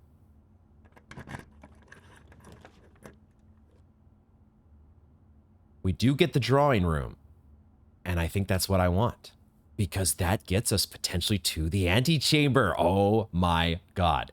The code check is interesting. The metal detector could definitely, with all the keys that are spread about the house, that could be pretty useful. But we haven't been short on keys here. And man, oh man, being able to have 2 potential rerolls to get us to the antechamber seems so cool to me. Very exciting. We're taking the drawing room here. It's our last gem, but we do it. Because we got to see what this is about. We may not be able to get into the antechamber, but we've got to see. We've got to find out. In fact, I think that's the first thing I want to do is I want to go over and check.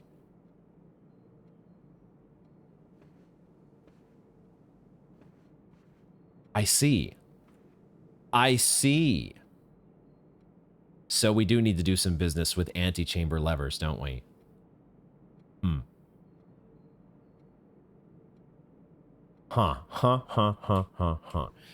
Okay, so, okay, momentary disappointment in not being able to get through to the antechamber, but I suppose I should have seen this coming.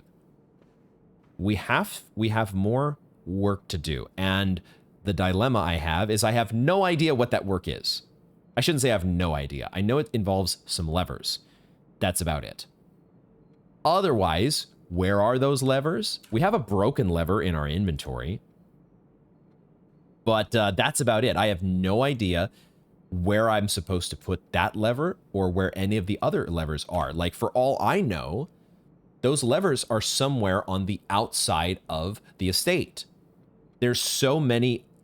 Yeah, that's the big question, is where are these levers? Maybe I should check my notes once again.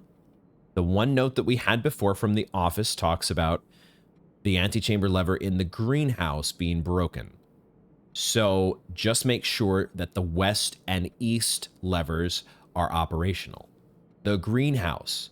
So does that mean, is the greenhouse a room similar to the courtyard? It would make sense, a greenhouse being a green room, that we just need to draft somehow within the house. However, how do we get that? I don't think we've seen a greenhouse offered at all. Is it actually a room that you can draft, or is it some location that is on the outside of the estate? There are certainly a lot of paintings in this room. It is the drawing room. I guess drawings, not paintings, but a lot of them are repeated. Now, I don't remember whether these are randomized. I think there are 2 sketches here. I feel like these are the randomized ones. And perhaps all the rest are the same every time. I'd have to double check my footage because my mind was laser focused previously on the information that we gleaned from this sketch, which did reveal the safe. And now, something I did forget to mention after reviewing my footage, we had noticed in, I don't remember what room, but there was a set of Roman numerals. I misread those numerals. It should have been 1213, I think, instead of 1208. I thought it was a V instead of an X. So I think it's actually 1213. Is there any world where 1213 is the safe code here? I feel like that felt like it would be a long shot. So, okay. And we still, we have no idea how many, could we just keep pressing digits? Would it eventually, it probably just takes as many presses as you can give it. And, it would just take, I don't know. I don't know if it's a 4-digit code or what. We haven't really gotten any good clues other than the fact that there have just been numbers, a lot of numbers that we've seen here and there, and maybe some of them are safe codes, maybe some of them are not. Maybe I'll take a little bit of time here and try taking a stab in the dark with some of my codes that I have in my notes. There's never a world where it's our order number, 5257, from the package that we got delivered to the mailroom. That wouldn't be a code combination, would it? Any of the Mount Holly estate, the zip code 63080.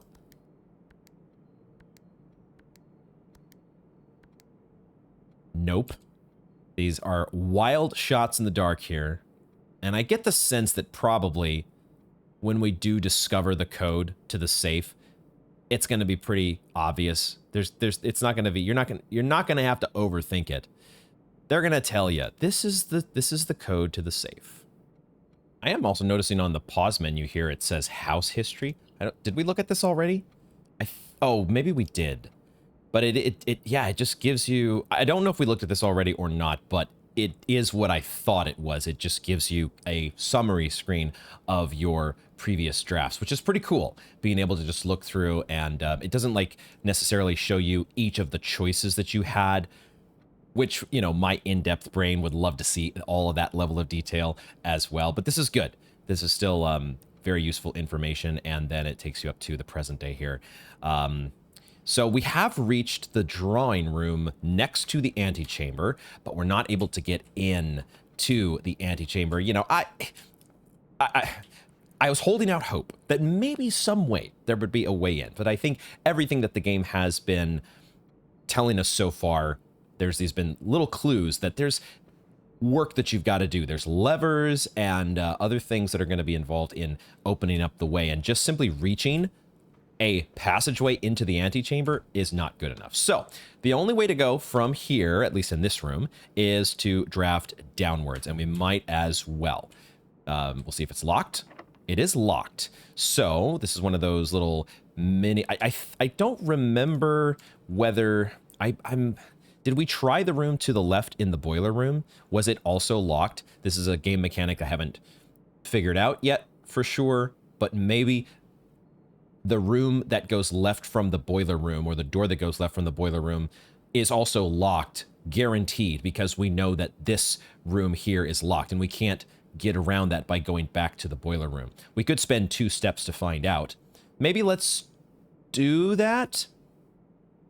Or we can just use a key here. We know there are lots of keys to find, and let's save our steps. Let's go ahead and save our steps, and these little min-max decisions that I stress about, probably not as important as I make them out to be. Let's go ahead and just draft with the 3 keys that we have left. And, okay, all right, we are getting probably a pantry so that we actually can... I guess it wouldn't matter, would it?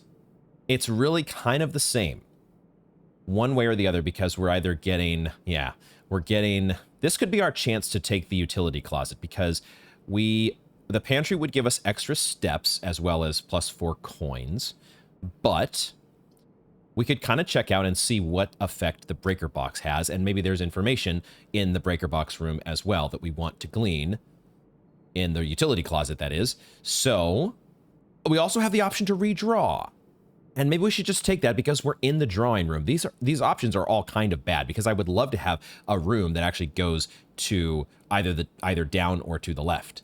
So maybe let's redraw. I totally forgot that that was an option. I'm going to do that. It's given to us here, and it's the only room where we can do it, and it's the only door we have left in the drawing room. So let's redraw, because these options are not the best. How did we do? Did we do better? Not... Well, maybe. We did unlock or have the option to do the pump room. Have we ever seen this before? Control water flow throughout the estate. This is connected to the locker room, or the pool, isn't it? This was added along with the sauna. So once again, we're basically getting a dead end here, but we can choose what effect we would like to get. Don't really understand how controlling the water flow throughout the estate would help us, and so this might be a good chance for us to investigate that. Because we're still so early on here, it's only day 3, we're still... As much as I want to min-max things, we need to gather as much information as possible as well. We kind of know we've been to the bunk room once. Sauna we haven't been to yet, but that's an effect that is very clear, getting the next day with 20 extra steps. So let's try the pump room. See what we get. And the first thing we will do is check the flavor text. This facility, dedicated to the filtration and flow of water throughout the estate, houses 5 water pumps and 3 oversized tanks. The pump room can be utilized for a number of maintenance tasks, from draining the pool to activating the sprinkler system. We can actually drain the pool. It's not clear why we would want to activate the sprinkler system, but it probably has some effect. Unusual rarity. These mechanical rooms... There's this, you really are going to eventually have to think big picture with things like the boiler room and the pump room, and how those are going to affect so many different rooms that you've drafted along the way. Oh boy. Here we go. Okay, here's our pump control. We'll look at this panel maybe a little more closely in a moment. Let's also see, gosh, there's 3 different levers to control here, and 2 different water levels. Lots of pipes. Another water level over here. Gosh. This is... and there's a trunk as well. Okay. The trunk could be very good to open here, because it could have gems. And we are completely out of gems. We do have 2 keys still, and there's more keys around the house. Why don't we open the trunk before we do anything else? and see what we get. We do get 3 gems. That is nice. Cool. Just what I was hoping for. So 3 gems obtained. Now, aha, there is a bit of direction here, perhaps, on how to... Fortunately, we're not completely like maybe we were in the boiler room, figuring everything out from square one. We have a reserve tank, and then we have tank 1 and tank 2, which have 4 units apiece. There's 3 pumps. No, 4 pumps, excuse me. 6 pipes. And there is a pump 2 tank switch. And then on the pump control panel, water source selection. Screenshot. Above all else, screenshot. And then let's take another look at the pump control panel. So, okay, it's actually listing 6 things here. Fountain, reservoir, aquarium, kitchen. Oh, remember, we were not able to turn on, or we could turn on the faucet in the kitchen, but we got no water because it's off by default. So we need to redirect some water from somewhere, presumably the reservoir. There's the greenhouse. The greenhouse must be a room that we just haven't unlocked yet. Or, like, we haven't even been offered it in a draft, I don't think. So it could be one of these addition rooms that you have to get added to the pool. To the pool. As we look at the pool as the last option here, that could potentially be drained. Okay, well, I mean, I feel like we want to go ahead and drain that. However, you do need, I guess, space to put what's in the pool. It doesn't look like we have. There's actually 8 bars for the pool, and there's only like 7 free squares here. Am I reading this correctly? Let's see if we can figure out how this works. So I select the pool. I can select... Do I select just one at a time? That's what I was guessing. So I'm toggling... I can only choose one of these at a time, and then I presume that... okay, I guess I wouldn't necessarily have to go directly from the pool into the greenhouse or kitchen. I could go into one of my tanks here, correct? So then, if I'm doing that, how would this work? If I'm... So 1, 2, 3, 4, 5, 6. I'm assuming those are the 6 that are listed here on the pump control. So this pipe on the far right is what's coming from the pool, and that goes back over here. Oh, we can actually walk behind here. There's another switch. Oh god. And this is called the... This is the pump 4, and that would go into tank 1, which has 4 units. So I have... Okay, let's see if we can get... Can we get anything to go... I don't know if I want to go up or down. I guess going up... No, that is draining the pool. Okay, so we took 2 units from the pool, and we put those into here. Cool. That's kind of what I was hoping for. I just wasn't sure if I needed to go up or down. So I guess if I went down, it would drain from this back into the pool. That would be my guess. That's what it looks like. And I think it would just keep going. Yeah, it's going to take whatever... We had 1 additional unit in the pool. Man, I would love to go back and look at the pool to see if something changed by giving 1 additional overflow unit to the pool. But that would cost me steps. So for now, I'm going to take those back. Take those units back from the pool that I just replaced. Let's put those back into my reserve tank here, or my tank 1. And then I can... Oh, man, this is... Okay, this is going to take a little bit of maneuvering if I'm going to fully drain the pool, because I need to now move... I think from this, the only place that I can put water from the pool directly is into tank 1. So I need to move from tank 1, gosh, out into either 3 or 5. Oh, this is already... Honestly, this is already kind of annoying. I already kind of hate this.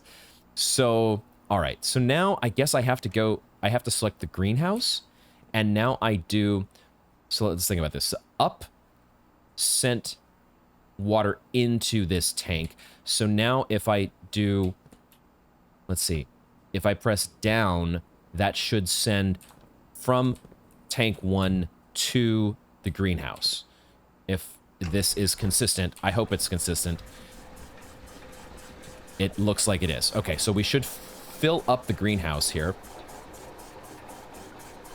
And then now we can select the pool. And... we don't have to... interesting. Okay, so we don't have to every time hit these switches. Once they're in the correct position, we just select the place that we want to either drain or fill. And then it will do the rest. So now, though, I do need to pick... Well, I think I want to fill the kitchen. So we select the kitchen, and now we have to change... Oh, okay, now I guess maybe I need to go... No, I need to go down on this one. Wait, but it's not... Oh. Okay, I'm confused now. I'm confused. All of a sudden, I don't know exactly what to do. Let's try moving this pump one. I guess now we have to move it up? Or do we move it back down again? Do we, like... No. So I move it up. Okay, Oh! The kitchen is number 4. Not number 3. The kitchen is connected to tank 2. That's the problem here. I want to take from tank 1 and go to tank 2. That's what I need to do. And the tank 2 switch is over here. Can I just simply do that? And then do... I don't know which... This is where I'm not sure which direction needs to be. I guess trial and error is... That's not doing what I thought it would do. How do I get... Can I not get water directly? Oh, maybe I... Shit. I can't actually move directly from tank 1 to tank 2, can I? Shit. This is only controlling... The second pump, pump 2, is now connected to tank 2. But I can't... I don't think I have anything that connects me directly from tank 1 to tank 2. Well, shit. So this is going to be a little complicated here. Okay. All right. I think I get the idea, and at this point, I just need to go through the motions to get the kitchen filled up. This shouldn't be, like, it's not rocket science per se, but it is going to take a little bit of time. So let me see if I can get that water maneuvered over into the kitchen. Actually, this is still kind of breaking my brain a little bit. I want to move the water from, I guess, I want to empty the pool is the first, it's not even so much about filling up the kitchen. It's about getting water from the pool or draining the pool. But the pool is number 6, which is only connected to tank 1. And right now, tank 1 is full. And in order to make room in tank 1, do I need to move to the reserve tank? Is there a way? How do I get stuff into the reserve tank? That does not seem clear at all. And maybe not even doable. So in order to make room in tank 1, I would need... Tank 1 is connected to 6 via pump 4. It's connected to 3 and 5 via pump 1. And it's also connected to 1 and 2 via pump 2 if we switch the... If we put the switch in the right direction. So it's connected theoretically to everything except number 4. But right now, I don't have any room in any of the others. That's what I need to do. I need to drain the others first. Okay, all right. I need to make room by taking from one of these that's connected to the second tank. Duh. So tank 2 is connected to 1, 2, and 4. Okay, I get it now. We'll get there eventually. So this is where the reservoir comes into play, probably.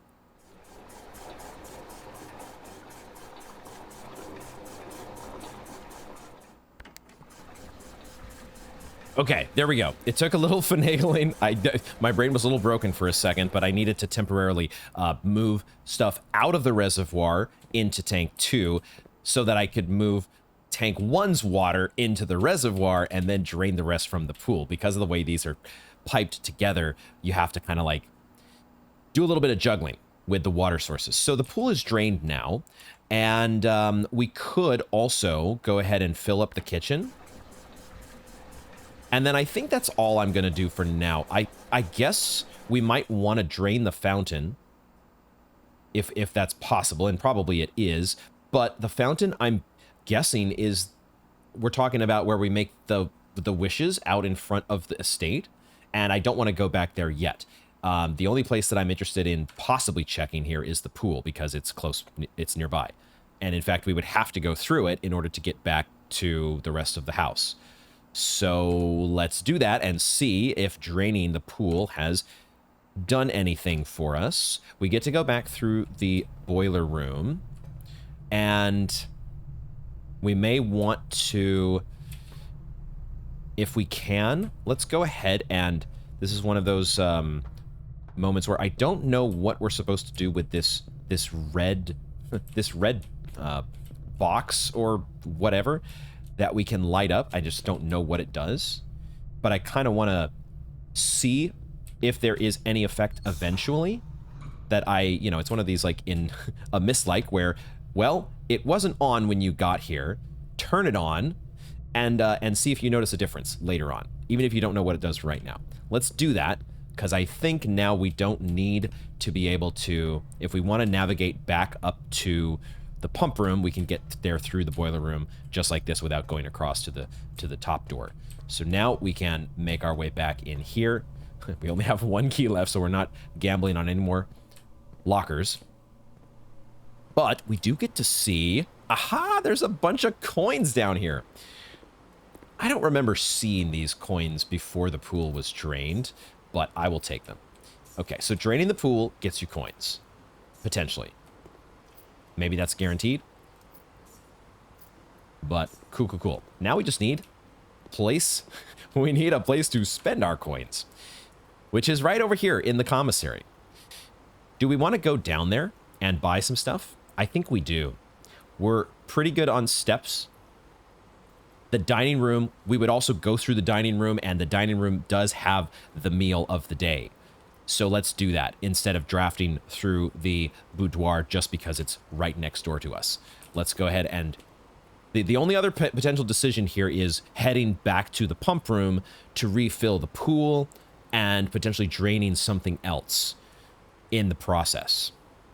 For now, we're going to head to the commissary because we could theoretically work our way back to the pump room via the boudoir if we are drafting up in this direction. So for now, I'm not going to worry about refilling the pool. We're going to go get our meal and find out what it is. It's not a porterhouse. What exactly is it? I have no idea. I see carrots, and is it a meatloaf? Carrots and peas? I guess we're about to find out, huh? There's no message saying what it is unless we chow down. Oh, it does show here. Okay. Oh, it's a country stew pie. So boiled chuck stew layered and then baked to perfection, topped with a mashed potato, Parmesan cheese crust. Okay, that looks, or that sounds way better than it looks. It does. Oh shit, we get an additional 10 steps if you have a boiler room in your house, which we do. Awesome. That worked out perfectly. So of course we are going to have dinner because there's no point in waiting at this point, right? So now we have so many steps. Steps are not a concern for us. Not at the moment. Let's try not to be too wasteful still, because we did kind of just barely run out of steps at the end of day 2. Yeah, the only way, the most logical way forward is to head through the courtyard and into the commissary, which we technically have not been in yet today. We opened it up, but then we did not check out what was for sale or what was on the bulletin board. So here are the two sketches, which I believe are different. I'll have to check my notes. And actually, let me do that because I have them here. That's why I have a Google Doc that I can check. These were definitely different before. They were previously the baby pin and also the pine tree. Interesting. Did we not have the baby pin and the pine tree in a room today? That's what was in the commissary yesterday. But let me check my screenshots from this run, because I feel like those were also next to each other, but in a different room. Is that just a coincidence? Here they are. They were in the parlor. The parlor, which was one of the first rooms we did, had the safety pin and the evergreen. And those were both in the commissary yesterday. So what does that mean? Is that important at all? And also, we now see the stock chart and the mine cart. Unintentional rhyme. I feel like we also saw those together yesterday, did we not? I feel like, weren't they in the hallway? Am I making things up? But I want to say that those were in the same room. What significance do they have? The commissary will be closed from day 12 to day 16. Sorry for any inconvenience, except that's a red note. That shit's bullshit. So don't worry about that note, I guess. Okay, let's see what's for sale. The 50% off is not until day 2021. What do we have for sale? We have 1 gem for three coins. There is a magnifying glass. Holy shit. I said it last time. I was wondering if there was a magnifying glass. There is one. We have a shovel offered, which we had last time, but we did not buy. And then there's a set of gems. You can just get 4 of them. Oh my god. Do we just buy everything? That would be 23. We have lots of coins. I kind of think we buy everything, but we also maybe don't have to. If we've got 7 gems, is it a little greedy to buy the 8th? I definitely want to get the magnifying glass and the shovel, and I think I also get... That's a lot of gems. Are we really going to spend all of those? But are we also going to spend all of our coins? Just quickly check the map here. This is the only shop that we've unlocked so far, so we could draft another shop. So it might be, and we have a lot of steps. What is a shovel going to get us, though? I mean, we want to find out. We're getting the magnifying glass. Inspect documents of the estate more closely. Oh, God. Oh, God. As if I needed another layer of information to potentially investigate. I mean, what did I think I was going to get with a wood and brass magnifying glass? What the... Okay. Okay. Let's get the shovel as well. A garden shovel. Looks like it could be useful for digging. Amazing. That was my of course, it's a shovel. You're going to dig with it. My question was, where? Where are you going to dig with this shit? Okay. And then... I mean, I still have 15 coins if I get 4 gems. I still have 15 coins. I still have 15 coins. But I could also just get 1. I'm actually going to... Okay. We're going to wait on that set of gems. 4 gems is a lot.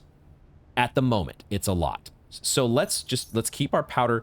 Oh, those are replenishable. Oh, shit. Dang it. Maybe I should have gone for the discount. I did not realize those were replenishable. Some of these lower cost items, you can buy multiple. So, okay. Good to know. So the commissary, gosh. We have a magnifying glass. Car keys, I still don't know what to do with. Shovel, I don't know where I'm supposed to dig. Should I quickly... I am going to take 1 step back into the courtyard. Because that is one place that theoretically you could dig. These little patches of maybe grass and dirt. For all I know, it's AstroTurf. Is this a patch? Yes! These things. Okay. I hadn't really... I guess I sort of noticed them, but I didn't think of it as something that you could interact with a shovel. There's 2 of them here. What the hell?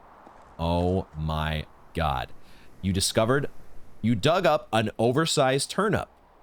Should prove to be a nutritious snack. +6 steps. Oh my god.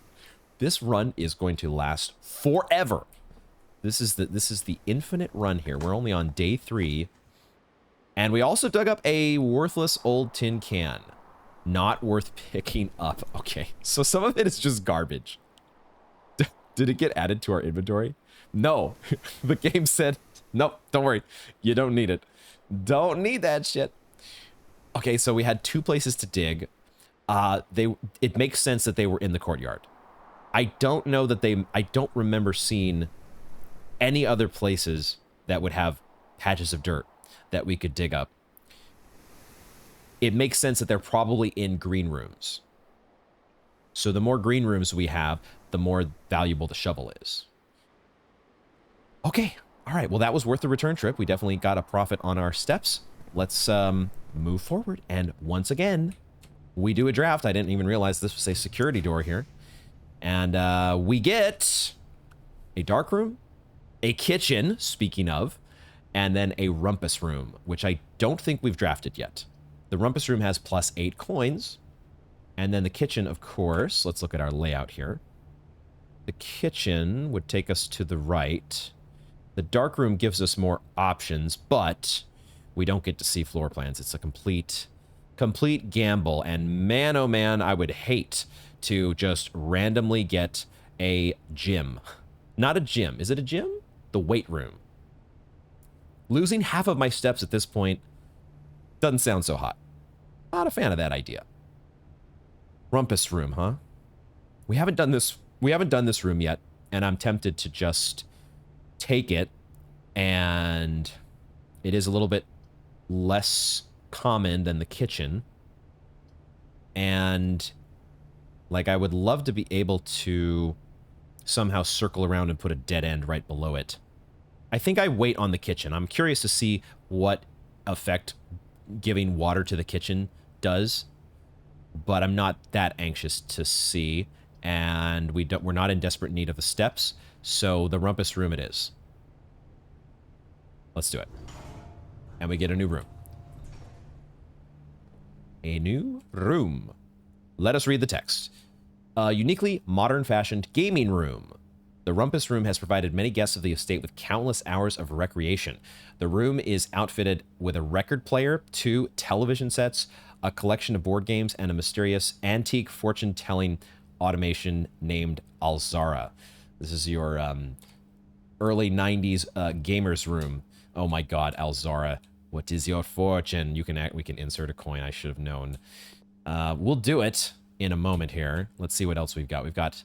We might actually have a chessboard in this room. At least the floor looks like one, and we've got a bishop. Anything else to find? Can we turn on the radio? Can we... The clock is moving. Is that a commonality in every room? Not every room has a clock, but lots of rooms have clocks. Sketches means screenshot. Record player. TV. As with most rooms, most objects are non-interactable, but I do see some coins. Of course, we were promised 8 coins, and here they are. Add those bad boys to the stash.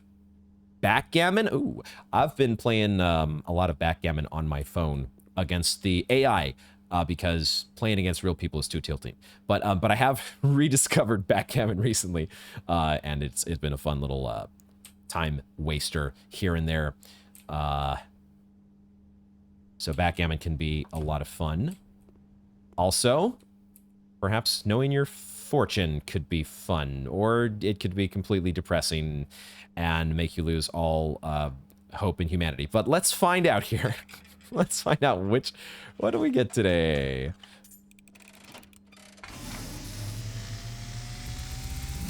Oh god. Oh no!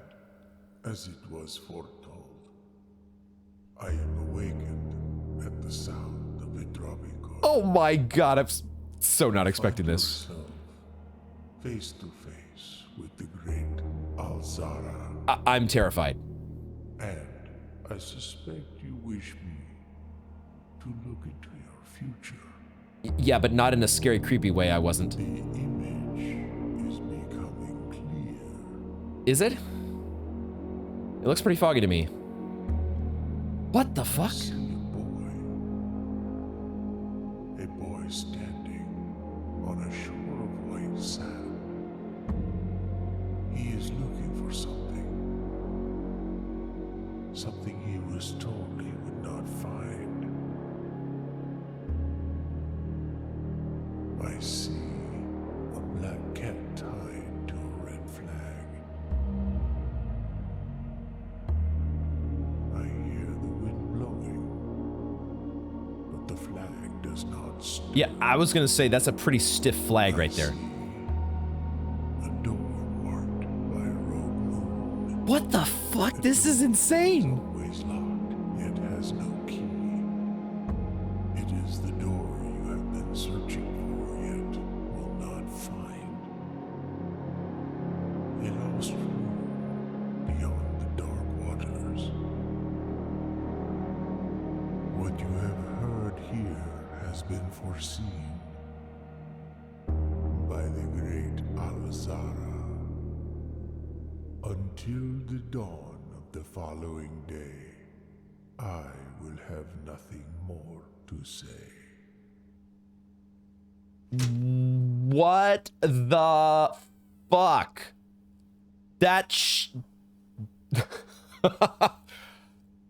What? Bro, I thought we were just gonna play a little, you know, a fun little humorous parlor game. And it was gonna be like, oh, your future is cloudy. I see nothing, but this is just gonna be like the magic 8-ball answers up in here. And this guy's like black cats and red flag. Talk about a red flag. That entire cutscene was a red flag. There was a, oh God, I'm gonna have to review. I was so like taken aback by the fact that we got this crazy ass fucking creepy cutscene, which could have a really momentous bit of information or several bits of information. A door with an eclipse or a crescent moon that's locked. And what the fuck? Okay, we're just gonna, you know, there's already too much information that we've gleaned during this run. Let's not worry about that one for now. We'll just kind of like slot that one into the back of our memory banks and take our 8 minus 1 coins, and we're gonna keep on drafting. And oh boy, okay, the door is locked. I think that we only have this way forward unless we go back to the boudoir, but we might as well. There are keys spread out everywhere. So if worst comes to worst, we can go hunting down some keys. Let's go ahead and draft. Let's do it. Keys for sale. The only problem is it's a dead end. That's not the most ideal place for us to put a dead end. Okay, the aquarium is probably the much smarter move. I do want some keys, but we know keys are spread around. We just got to spend some steps to go looking for them, and we got 62 steps. So let's keep our options open. Aquarium is, I think, the right move here. And we can always go back and get more gems from the commissary. So let's do it. And we might actually, with only 2 gems at the moment, I think I do want to go, let's take a couple steps here to just grab, now that we got the extra coins from the rumpus room, let's get this set of 4 gems. I'm sure that's going to be a one-time. Yeah, sold out. So there we go. Cool. So we're well stocked on gems. That's not going to be a limiting factor for the moment. And now we can take a look at the aquarium. And oh, that's right. The aquarium counts as a bedroom. So the sleeping mask. And there's, oh my God, there's actually a place to dig with a shovel in here. We didn't get anything. Nothing of interest was buried here, but that's because it's a green room. I get it now.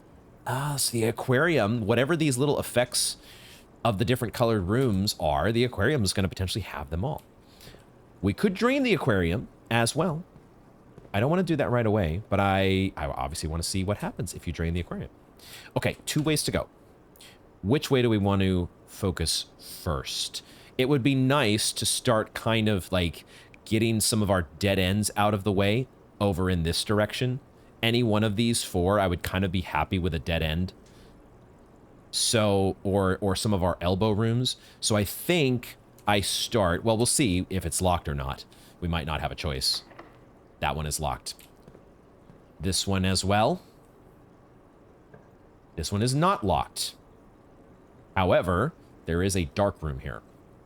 I still am not super thrilled about taking a dark room. So maybe we take the pantry. We can always circle back to the boudoir. And we can, we could draft from there. I just really don't want to take a dark room while there's a weight room out there still. That's a pretty big Monka S. So I think we play it safe with the pantry, but it does mean that we're potentially dead-ending our... We have keys that are spread around the house. So that locked door with the aquarium could open very soon. So this is, I think, a pantry. Let's take the pantry. We get extra steps from the pantry as well. Because we get an apple. Are apples more... Why did I think that the apple might give us more steps? Was there an item that we had that... We can do the magnifying glass. Oh my god. What else would we possibly spot on this, though? I guess I have to drag the magnifying glass over. Oh my god, what in the world? Are you telling me there's going to be like... Wait, what am I looking for on here? I was thinking that the magnifying glass might reveal, like, invisible text or something. But it really is just magnifying things. And for this note, that doesn't seem like it reveals any new information. Okay. So, in that case, the magnifying glass did nothing. I could be missing something here, but I do not see anything new with the magnifying glass, so that's interesting. Not so much, actually. Confusion. Sketches. I forgot to check the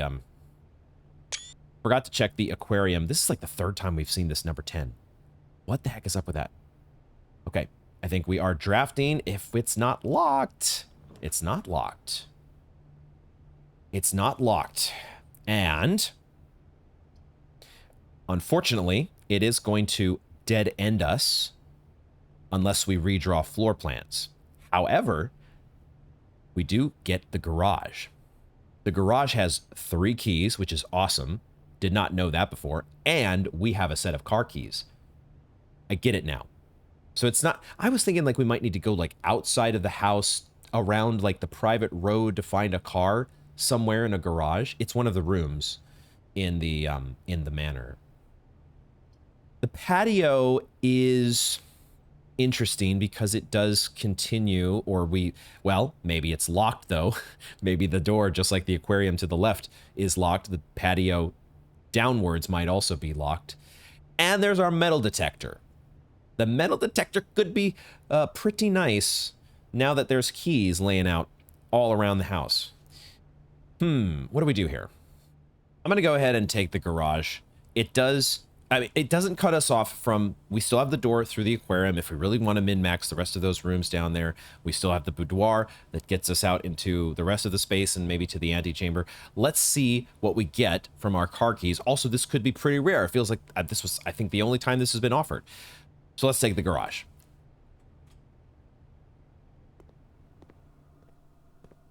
And the car keys look like they open up this back trunk. Oh, they open up everything? Well, everything. They open up the front door and as well as the trunk. Let's check the trunk first. I'm assuming we get an upgrade disc. Was that our one-time use? Did we only get to use the car keys the one time? We get an upgrade disc, which we need to insert into an estate terminal. Ah, we have an estate terminal back at the security room.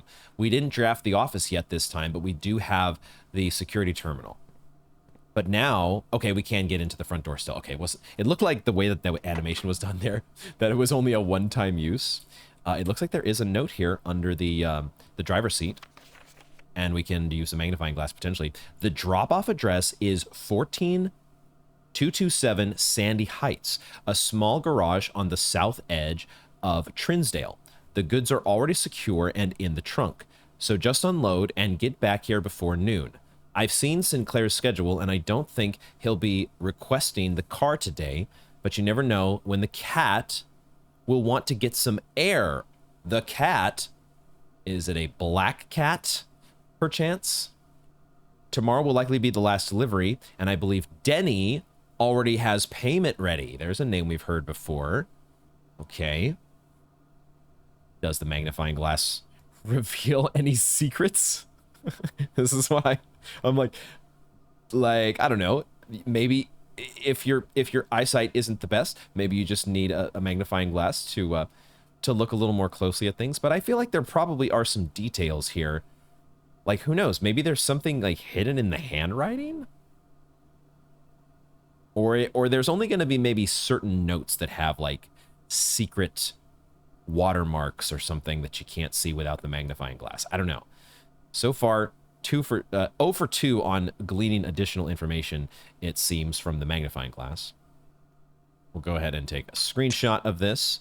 And, okay, so this is a note from, not sure who this would be a note from, but it does seem as though it was while Sinclair was still alive. So, yeah, okay, we'll have to think about that one.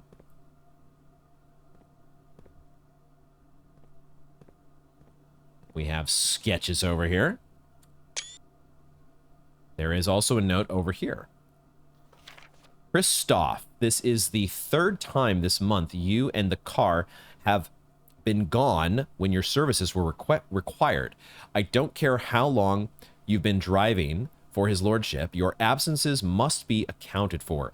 Mrs. Babbage. I kind of suspected that maybe the other note in the car was also written by Mrs. Babbage. I just couldn't remember her name. I was thinking it sounds like somebody who is in charge of the staff. And yeah, Mrs. Babbage is the lady. So, okay, Christoph is the driver, I guess. And he seems to have an issue with absence, being MIA. AWOL. Oh, wait a second. I was going to say, it doesn't look like there's anything else to find, except we have our 3 keys, of course, that were promised to us. So we've got some keys, and, oh, we can interact with this. The garage door does not open.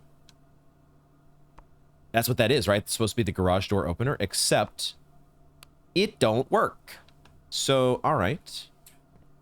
If it were to work, does that mean we could actually go outside? We might actually be able to go outside, but perhaps we need to supply power to the garage? Is this where something like the boiler room comes into play?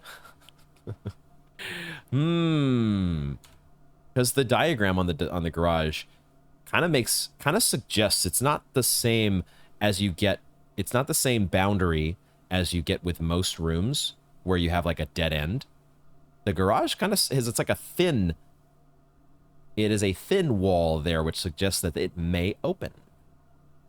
But we got to do something to make that happen. Okay, let's go down and use one of these keys to draft through the aquarium. See what we get here. And open up our map. It is going to give us a dead end, which is kind of what I was expecting. However, the utility closet has a breaker box. And now, with the idea that maybe we need to power the garage door, I kind of want to look at this breaker box. We could get a lot more steps, but so far we're not in need of. We can get this bunk room perhaps somewhere else. The kitchen could be nice, but we don't really need steps. That's what the main thing with the kitchen is. We get steps from food, and I think I'd rather use this. I think I'd rather check the breaker box here, and we'll just forego any other chance to draft in rank 4. I think I'm okay with that. I don't want to redraw plans here because we still have the boudoir. If the boudoir is a dead end, that's where we want to use our our re-roll on our last chance to get additional drafts. So let's do the utility closet. See what that gets us. We have the breaker box, and then, okay, here's our sketches. These just, every single room has these, and I just don't know what they do. Anything else? Anything else to find outside of the breaker box? It looks like it is the main event, so let's pop it open here. Oh boy. Aha! The garage is 1, and it's off right now. Is it as simple as turning that on? Let's read before we start switching stuff randomly. Danger! Toggling of breaker switches may result in unexpected loss of floor plan functionality. Please call DC Power if you require assistance. Oh, wait a second. Don't we have a note?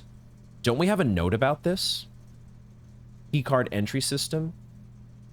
Keycard entry system. Okay, I'm going to check my notes because I feel like we got something in the mail room that was supposed to help us regarding this, didn't we? We did. So the utility room fuse box indicator settings. And now right now, none of these indicators are powered on at all. But it does say press any button above to activate a blue. Okay, which I guess we might try that. But do I want to... Do I not want to just flip the garage on? We have gymnasium, we have dark room, and we have garage. We haven't drafted either the gym or the dark room yet this time. The other information here on my notes says press a blue indicator next to a red indicator to activate purple. We don't have any red indicators though. BAC indicators, in fact. Anti-cheating indicators here. E-card entry system. What am I... I'm very... This danger has me... I'm a little worried about what to press here. Let me just try flipping the garage and see what happens. Is it good enough to do that? Something tells me no. Something tells me it's not going to be that simple. But I have a lot of steps, and I'm not that far away from the garage. So why don't we check? This is a place where I'm okay. We're close enough here where I feel okay to experiment. There's a green light there. Do this work now? Yo, let's fucking go. Wait a minute. Can we actually just drive the car? Dude, that would be so cool. We're kind of... Are we old enough to drive? Is Simon... Do you have your driver's license yet, my dude? He might not be... He might not know how to drive. Does the SWNSNG Swan Song? Is that what the license plate says here? And I love we get... The music is interesting in this game because so many rooms have zero music. And it's just like, okay, you're working. I don't mind it at all. Like, I'm totally fine to just work away with the peace and quiet. But then it does make it that much more impactful when the music actually does kick in. I think we're going to take a step outside and see where this gets us. Onto the west path. We are outside the estate, folks. Once again, of course we've been outside before, but now we're outside into a whole new part of the grounds. Fascinating. If this is the west path, if I go off to the left here, will that count as a new room? I think it might. But there's nowhere else to go here. Perhaps these gates that have Mount Holly on them, these might be like, this is your edge of the map indicator. I don't know if these are supposed to open at some point. Do I see anything beyond? I don't know how to open them if they do open. So I think, I mean, there's only one place to go. So, there's no jumping, right? Double check, there's no jumping. Still on the west path, so we didn't spend a step. That's cool. Can't throw a coin in these. Can't go up here. This is so cool. I wonder if the outside of these would you be able to tell what the outside of the utility closet, does it always have a brick outside like this? Or is this part of the estate always the same, no matter what you've drafted there? Because maybe the garage only appears in that could be it, right? It could be that this particular rank 6 is where you draft the garage on the west hand side, or the west hand side, the western side. Because that feels like that. Yeah, that's got to be it, right? When you put this driveway here like this, that part's not going to get randomized.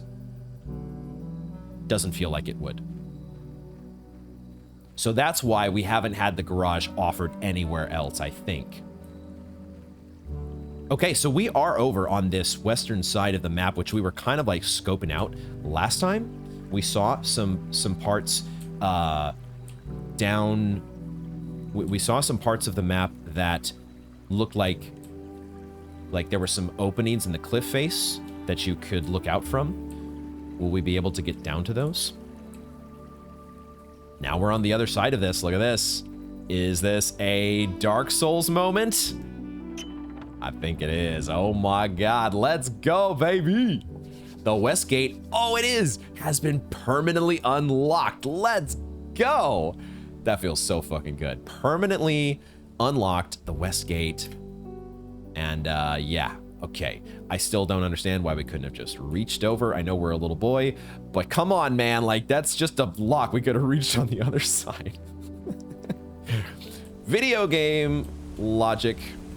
Okay, so yeah, these openings down here is what I'm wondering. Will we be able to get to? There's got to be an elevator down there, right? There's got to be. Ooh, what's this over here? Another door that's locked. That, okay.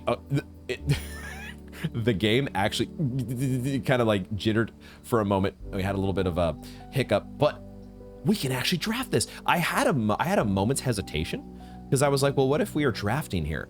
But I think it's okay because this is just a special room that you're actually going to be able to draft each day. Holy shit, this is awesome. 3 new rooms here that we've never seen before. Tool shed, which just gives you 2 special items. Trading post, items for trade. So you don't buy them with coins, you trade in other items. And then there's a hovel. Special floor plans now cost additional steps instead of gems. Whoa. This is so exciting. This game is pretty sweet, I gotta say. So what do we choose? My instinct is the tool shed. I want to see what the special items are. We have access to a lot of gems, and I don't think that the hovel helps us that much here. But I'm also curious to see what the trading post could do for us because we've got items now that we don't necessarily need anymore, like the car keys. Could we trade those in for something? Could we trade in the magnifying glass, which doesn't seem super useful at the moment? This is one of those things in the drafting process where you just don't know yet. You're a noob. So you got to experiment. And there's two choices that are going to be experimental no matter what we do. So let's go with the tool shed for now and see what special items we can glean. What do we get to add to our inventory? That does count as steps, as I expected. Is this dynamite? What the fuck is this? It's a battery pack. Okay. I was like, wait a second. We're just gonna forget about locks. Let's just blow open the door. Don't. If the house comes down around you, no big deal. A large battery pack provides juice to battery-powered contraptions. Have we come across any battery-powered contraptions? Have we? Gosh, there's going to be potentially so many parts of this estate that, like, you have to progressively unlock just to be able to access the antechamber. That's what I'm starting to maybe realize. This is going to take a while, folks. Settle in. An adjustable gear wrench. Each time you draft a mechanical floor plan, you may permanently adjust its rarity. Say what? We can make mechanical floor plans easier to draft, is what it sounds like. Or harder, potentially. I don't know if we'd want to make them harder to draft. Oh, yeah, special items. I don't think we can use the battery pack right now at all. But I'm curious to see when and where it will be usable. What does it say up there? Wash helper. Wash helper. It's a washing board. Okay. There were no sketches in that room, notably. And I think, I'm starting to think that maybe there's not actually an elevator. Oh, I got excited for a second thinking that I had found a secret path. I don't think we can actually get down to those rooms or the supposed observational points down in the cliff face. Those may just be there for looks alone. And the only thing we have unlocked here with the west path is this super cool new room that we can draft basically right at the start of a run, right? Now, do you want to draft it at the start of a run? Maybe, maybe not. Maybe you want to wait and see how your floor plan has played out. And then you get to see, or then you can potentially, then you could figure out if you want a hovel or a, what were the other options that were offered there? Does it does show the outer room here as the tool shed. Let's read the text. Oh, a simple shed with a variety of tools used by groundskeepers in the course of their duties. There you go. No big deal.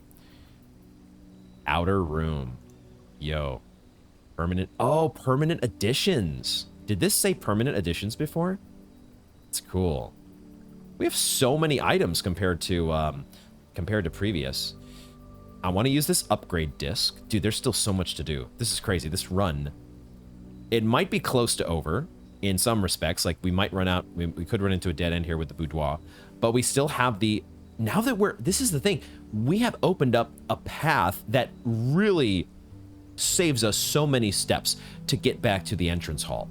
And being able to go to the security and do the upgrade, oh my gosh, this is my, my min-max brain is just absolutely loving this way more than it should. I feel like it's totally correct for us to right now go to the security room, actually, while we're here, and let's take care of that upgrade disc. That's a permanent thing, right? We could even do our wishing. Let's just make a wish while we're here, because maybe that'll help us. Who knows? Maybe that actually affects the run in some way that I haven't that I haven't diagnosed yet. These symbols on the ground, do they mean anything? There's still so many questions to answer. This is so hype, though.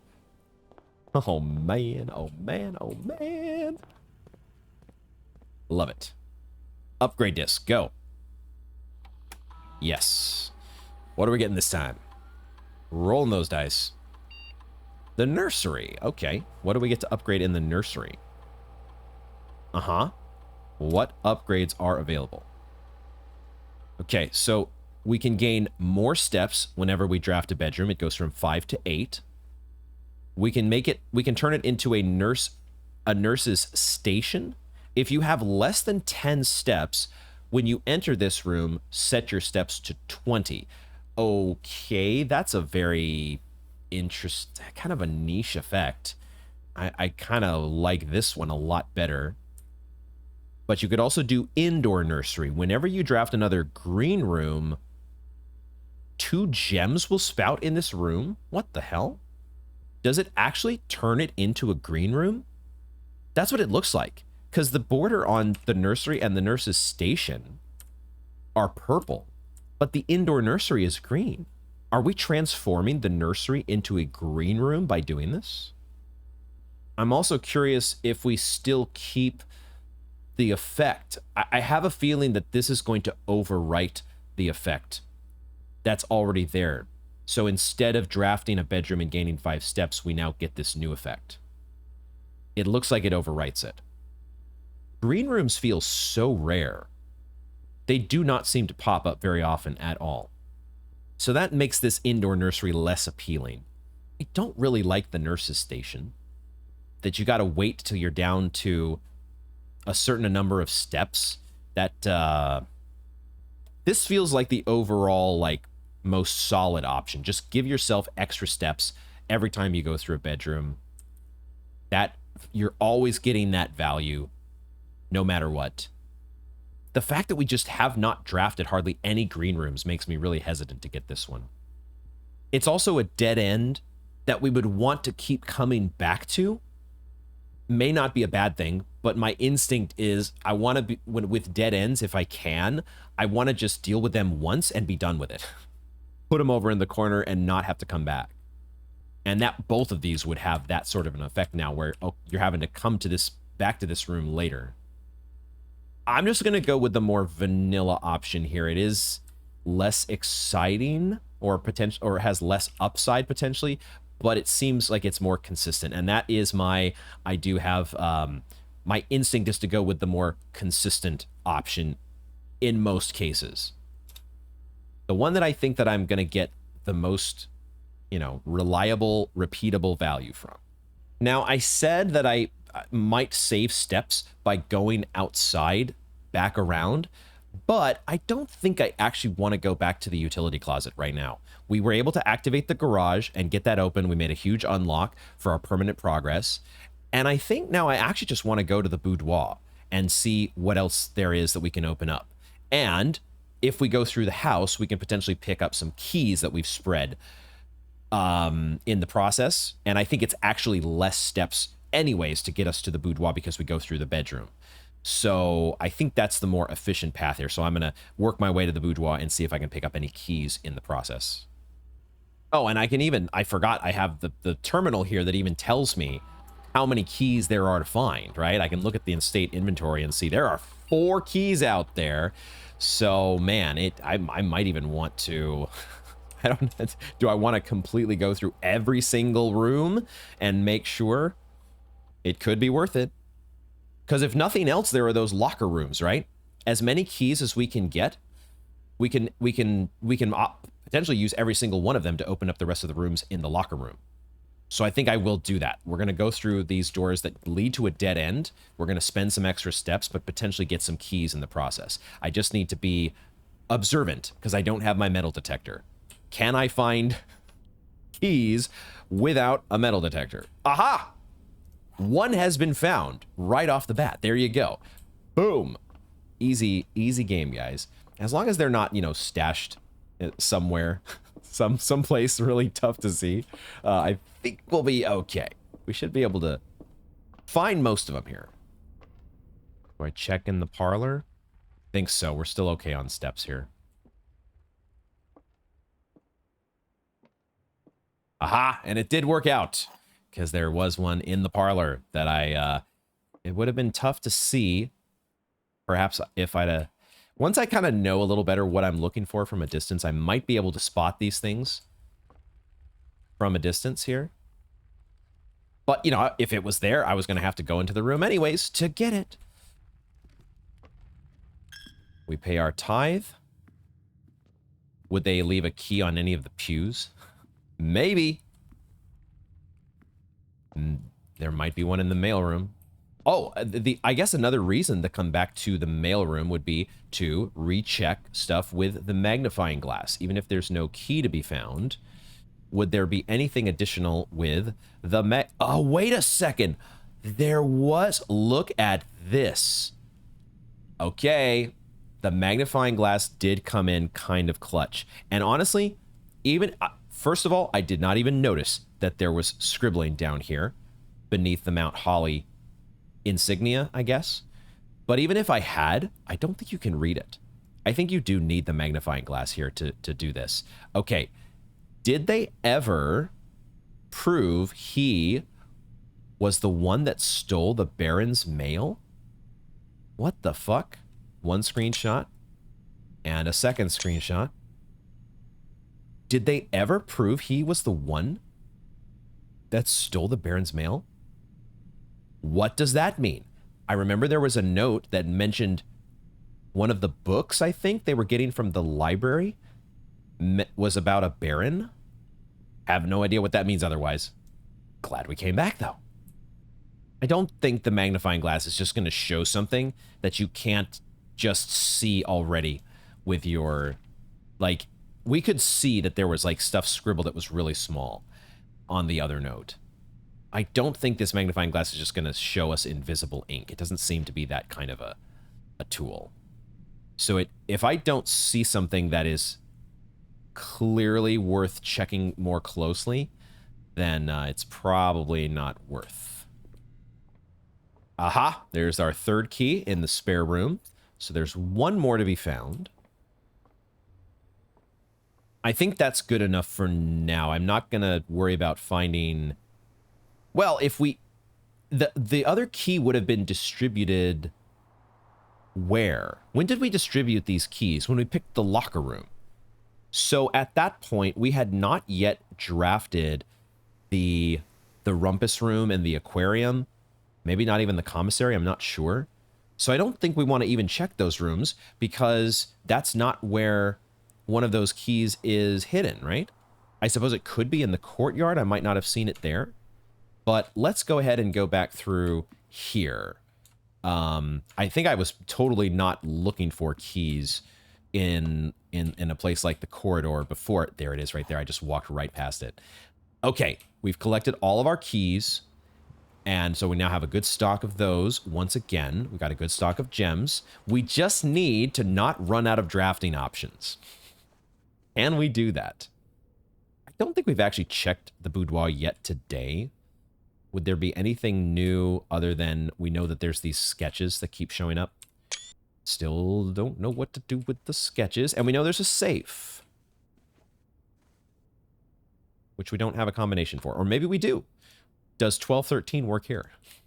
Let's try it.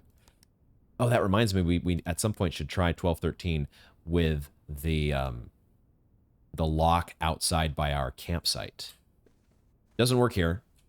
So we draft. It is locked, but that ain't no thing. Not a concern for us. Aha! The passageway is that it's almost... Actually, it's not perfect.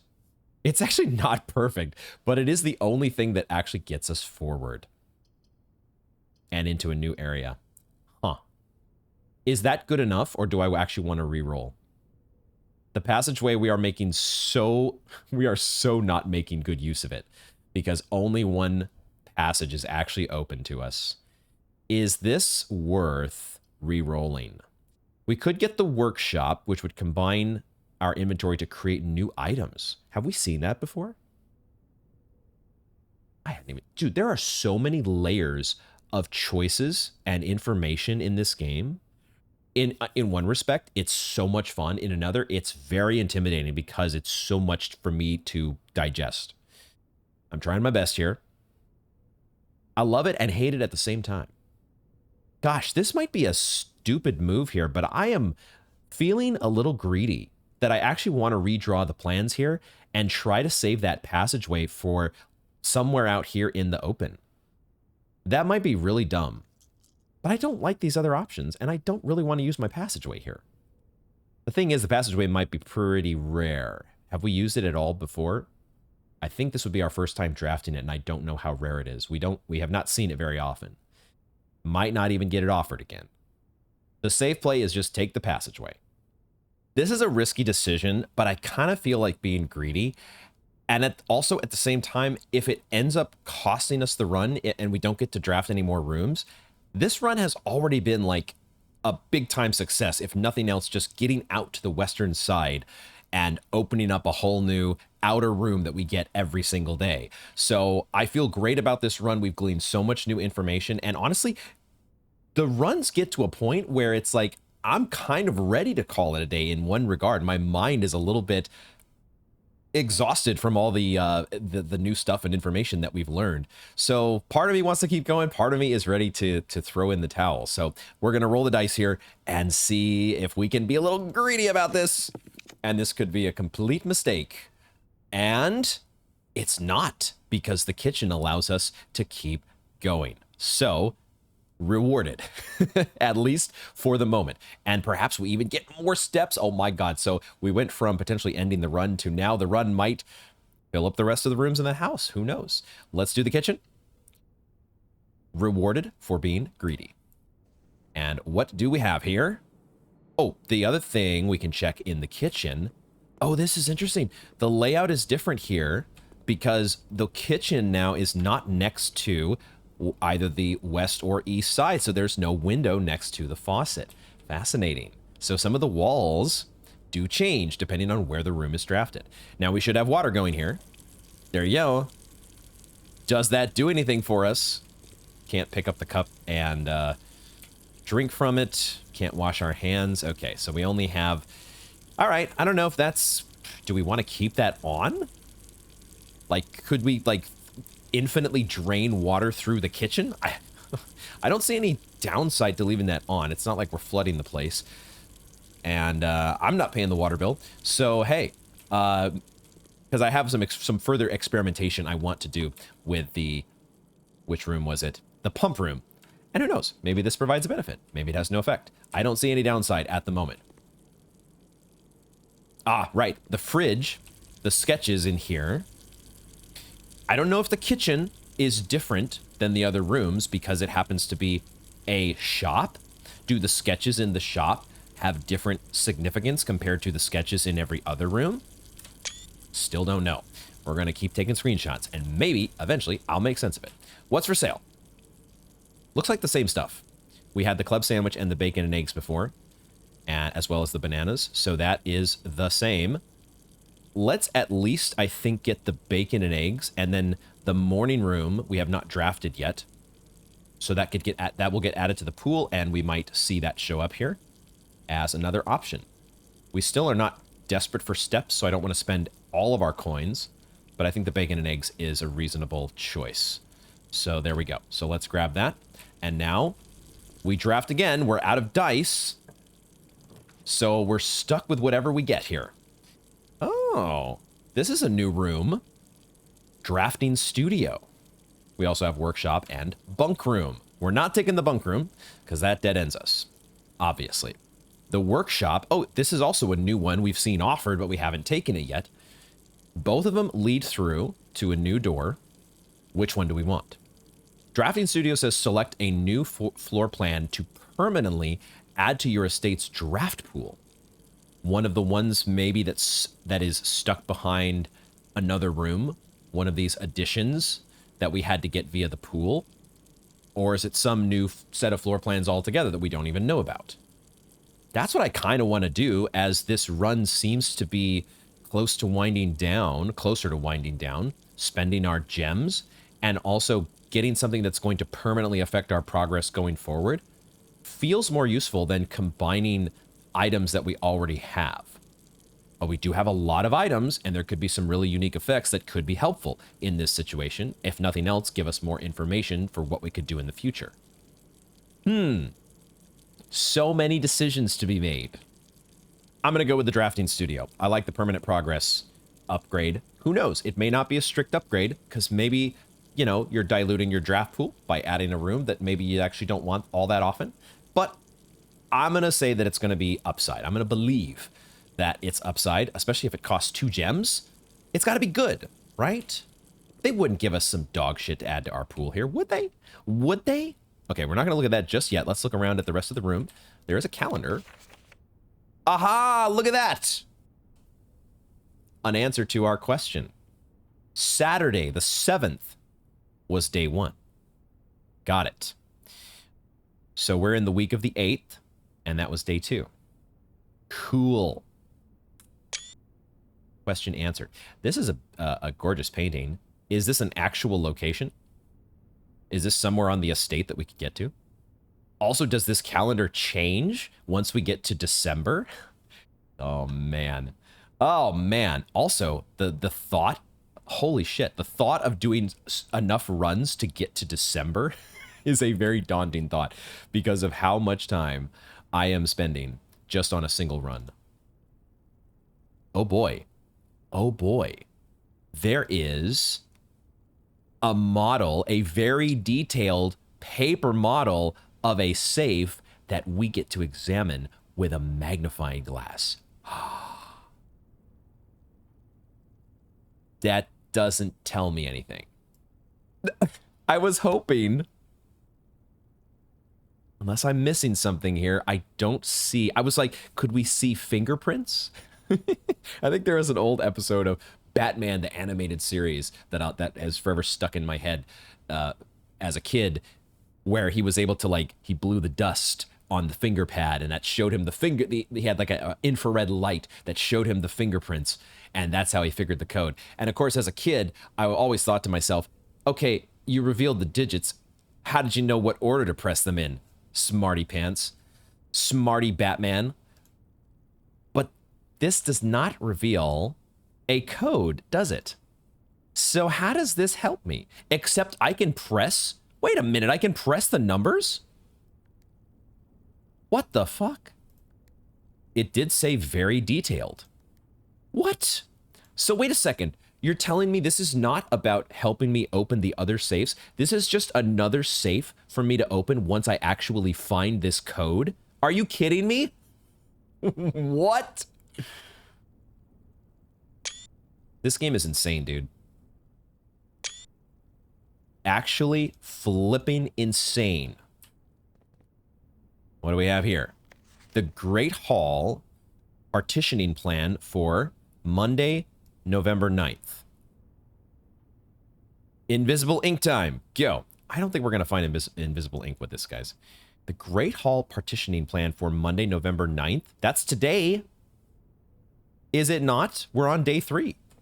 How does this help me? What does this mean? You've got to be kidding me. There's a drafting strategy. There is a drafting strategy book. Oh, no. Oh, no. Okay, there is no way in hell that I'm reading this right now. We are screenshotting this shit. And we will read this maybe next time. I just, this is 20 pages? 15 pages worth of shit. I want to read this. I so want to read this. My mind is just not there right now. I cannot. Information overload, guys. Just holy shit. The drafting spectrum blueprints are more than just blue. This, like, my mind loves this stuff. And also, this is holy shit. Most violet dreams. What the fuck? Indoor verdure. Is this like, it's like verdigris, verdure? What the fuck? It's giving you so much information about each of these. Holy shit. This is great. It's like a little reference guide as you're going along. It's telling you like the average number of doors, the associated resource that you're likely to find in these places. Oh my God. Extra items, question mark. Synergies. It lists synergies. Oh my God, this is insane. It's insanely good. I love it. I'm just not reading it right now. Or we're not fully digesting it just yet. Negative space. The guide to red rooms. Holy shit, man. Wait, it has synergies with tomato soup. What the fuck is that? Oh my God. Prismatic rooms. This is just unfucking real. Word from the editor. Jesus Christ. Who thought that this was a good idea? No, this is actually an awesome idea. What a great find. And also a hilariously terrible find, because I'm not in a place where I can do anything about that right now. Is this important? I can't zoom in on this. So hopefully that blueprint that's on the floor is not important to me at the moment. Okay. Jesus Christ. I'm glad I spent the gems. I'm glad I spent the gems. Potential new floor plans. Let's go. In the drafting studio, you will be able to choose a brand new floor plan to permanently add to your draft pool. Yes, permanent changes do not reset each day. Correct. So what do we have? These are completely new ones that I've never seen before. We have the dormitory, which is a purple room. Each time you enter dormitory after drafting a draft or drawing room, gain 10 steps. Each time you enter dormitory after drafting a drawing room, gain 10 steps. What? Okay. Casino. Games of chance. Gamba, anyone? Did I hear Gamba, anyone? I think we're picking the casino, guys. This vestibule better be fucking good. Whenever you enter vestibule, 3 of the doors in this room unlock, and the 4th one becomes locked. Okay. Whenever you enter, it re-rolls it? Is that what it's saying? So even a door, huh? Does that apply to doors that have already been opened or drafted? I feel like we need some details on some of these, but also Gamba. We're picking the casino, right? There's no way we're not picking the casino. Are you kidding me? It does give extra information though. Oh my God. Okay.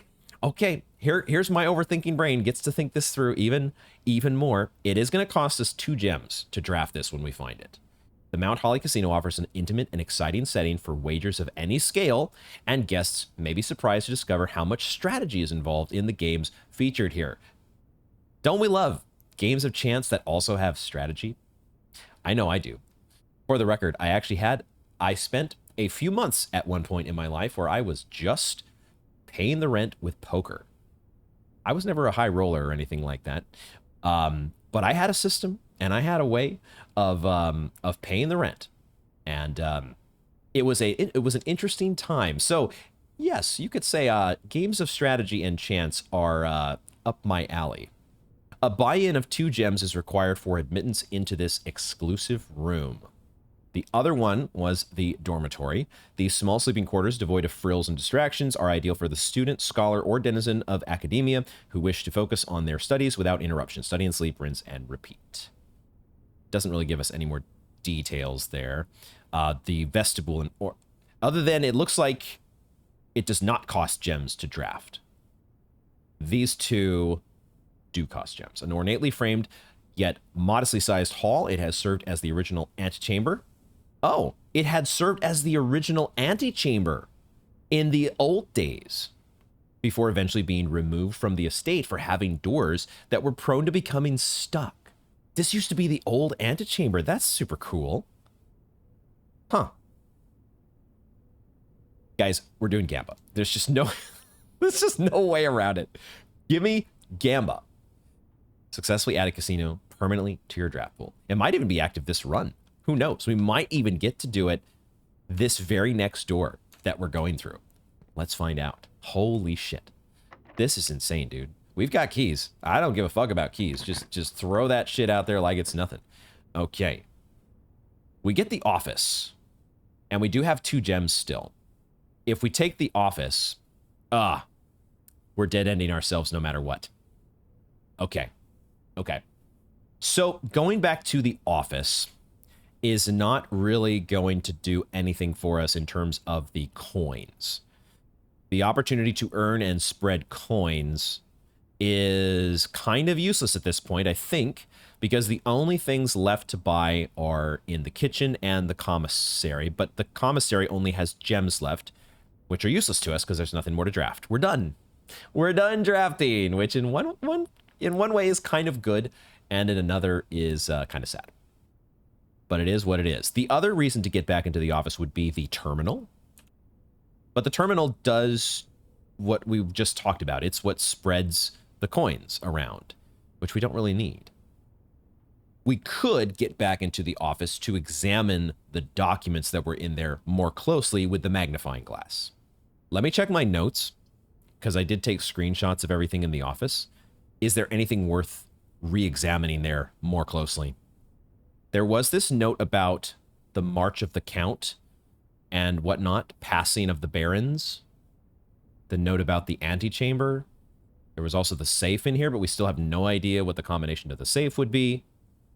Judging from my screenshots, I just don't see anything on these notes that's worth looking at more closely.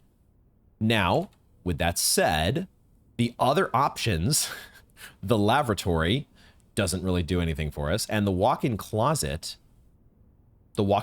could show us more items. That's probably what I want to do here, because I think it's more valuable for us to get the information about what items we could potentially get from a room like the walk-in closet. So our run comes to an end in terms of drafting. Let's see what we get from the walk-in closet to finish things off here. And who knows, there could be some new information, like a photo of our mom, which apparently could warrant further investigation. She's got the the Cindy Crawford mole here. That's good. Otherwise, other than getting a very up close and personal extra look at that cute little mole, nothing else really to see. So there we go. There is, however, okay, there's gems, yes, which we don't need anymore, but there is a more notable key, a safe deposit box key. Okay, I don't think we know of a safe deposit box anywhere, but let's read about this. It says vault key actually on the inventory. Unlocks box 304. There must be a room somewhere called the vault. I don't think we've seen a vault yet, but it's got to be somewhere. So we got 2 gems. We got a key. There should be 4 items here, right? Unless those 2 gems counted as 2. But that should still leave 1 more item to find. Where it be? Where do it be? I see a sketch here. Screenshot the sketch. But where's my last item? Did I already pick it up? Or did I... Oh, it's this! It's the salt shaker. We finally know what the salt shaker does now. Whenever you eat food and gain steps, gain an extra step. Okay. That's not bad. It's not terrible. You know, we're still at a point. We got 43 steps left. We're not running short on steps. Not this run, that's for sure. Let's take a closer look at that salt shaker. Shake it like a salt shaker. Oh yeah, okay, nothing additional. We already know what that does. We did not take a closer look at the battery pack. The description here says provides juice to contraptions made in the workshop. Oh, we should have maybe drafted the workshop. Except the room that we got, the drafting studio, was so sick. The info in there, I might read some of that off camera to myself. That could be very, very, very nerdy, invaluable information. And I'm glad we took the drafting studio. But I am anxious to see what the battery pack is going to do. We didn't find a use for our broken lever or the gear wrench. We'll have to see about those next time. So then the question becomes, is there anything else that we want to do with the rest of our run? We have plenty of steps, and I do feel like I want to experiment just a little bit more with maybe both the boiler room and the pump room. Draining the aquarium could be one thing. We could also experiment more with the utility closet. And we still have coins that are going to give us steps in the kitchen. So let's do that. Let's buy out the kitchen. And then I'm going to go and spend some time experimenting with the boiler room, the pump room, and oh yeah, and we got some keys to open up in the locker room as well. So more gamba. Grab the club sandwich here. And 2 bananas.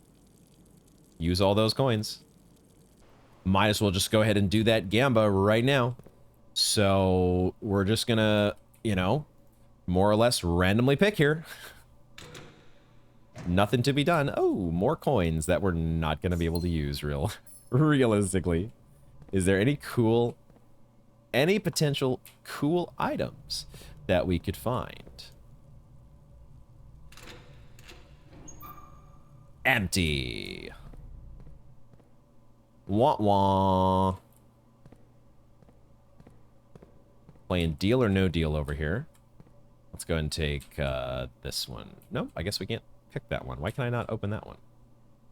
Don't know why. Let's go this one then. And a pair of shoes? Excuse me? A pair of running shoes.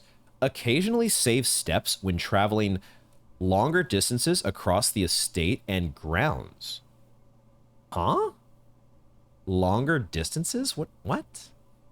Does it just randomly, like, not cost you any steps to go between rooms? Okay, like, don't need that at this point in the run, unfortunately. Okay. Do I want to use my last key here? Is there anything else, theoretically, that I could... There was a trunk, wasn't there? But I think we opened it. in the courtyard. Or it was somewhere, but I think we opened the trunk. So yeah, I'm going to go ahead and use the last one here somewhere. Let's go ahead and pick this guy.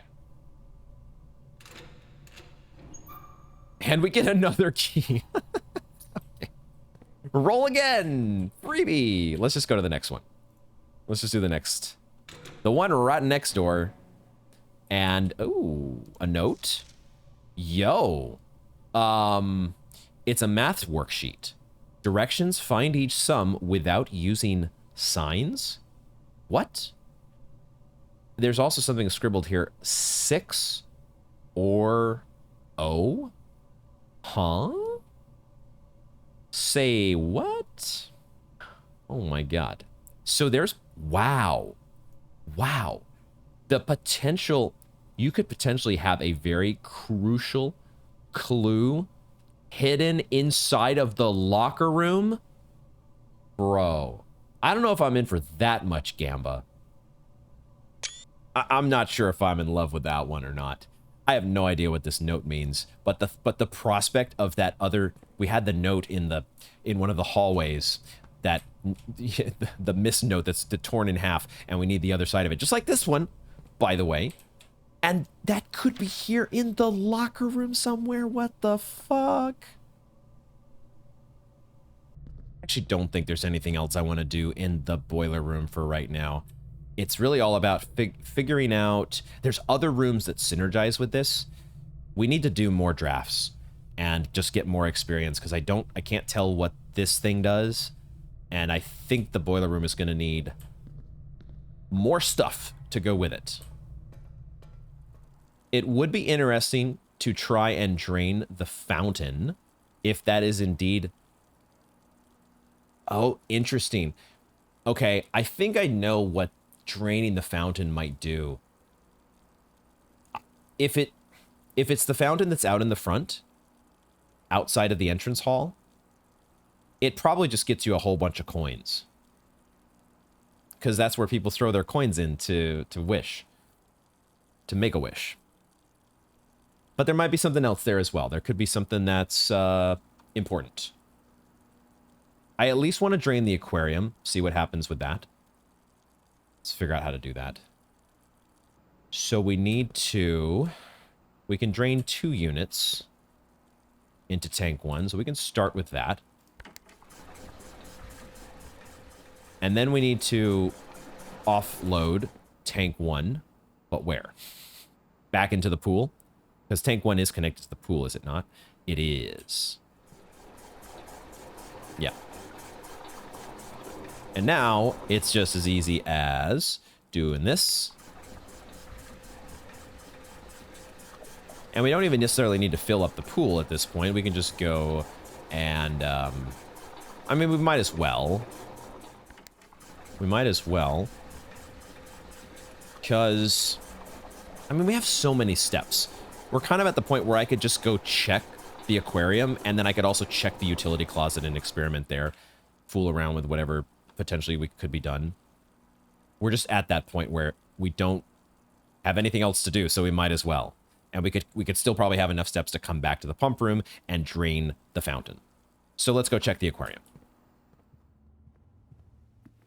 Aha, so yeah, so the running shoe just basically freed me, gave me a free step there. That's cool. And now the aquarium is indeed drained. What does that do? What that do? Does it actually do anything other than we just got the water out of the aquarium and now we can like do something else with it? Yeah, I don't think it actually... I was thinking maybe draining it might... I don't know. Like, could we break the glass potentially? And there's nothing to get inside. I don't see any gems or coins. I do, however, see an arrow that points to this cabinet. Okay. There's an arrow pointing to this cabinet. Wow. How can I get... Can I get inside here? There's also 2 sketches over there on the wall. So we're going to screenshot this. I don't know what to do about the cabinet here with the arrow, if there is anything to be done. But I've noticed it. Anything else to notice? There is an X. X marks the spot next to this underwater grill. Add it to the screenshots.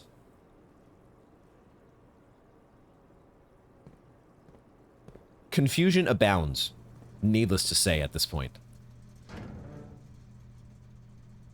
Can we make any sense of this at all? If I just, like, I could just press one of these buttons, and it said that, let me look at my notes again here. Press a blue indicator next to a red indicator to activate purple. How do I get a red indicator? There's a red indicator. There's a green indicator. Wait a minute. Then how do I get... Oh, I need to get 6 greens. That's how I do... That's the first step here, isn't it? The first step is 6 greens. Now I can turn any of these into a blue. However, if I do that, what happens? I don't get a red here. However, I can turn that into a red. And now I can turn this into a purple. Oh, what? It does it like that. Oh, that's not what I was expecting. So the red becomes purple, and then blue moves to the next one here. So could I turn this now to red? And now this becomes, I see. The last message does say 5 purple indicators are needed to activate the 6th. However, it shows the 5 purples as being all on the left with 1 red on the right. Do they have to be in that specific order, or can I just keep going with my pattern here and eventually get 5 purples? Let's find out. Okay. There's 5 purples. And now, if the order doesn't matter, this should become purple? Aha! So that worked. Now the question is, what did that do for me? What the hell did that do for me? We at least figured out how to get them all purple. So I just don't know what it did.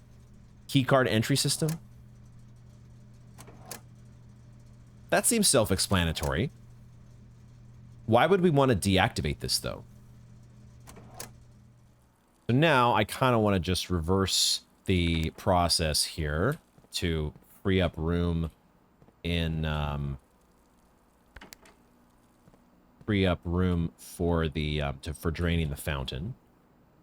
Now the fountain is connected to pump 2, which does connect to pump 1 if the switch is in the right direction, which it is. And we've, I guess, up brings it to the pump, or brings it to the tank, down sends it out. So we want to bring it to the tank from the fountain, so we want to set this to up.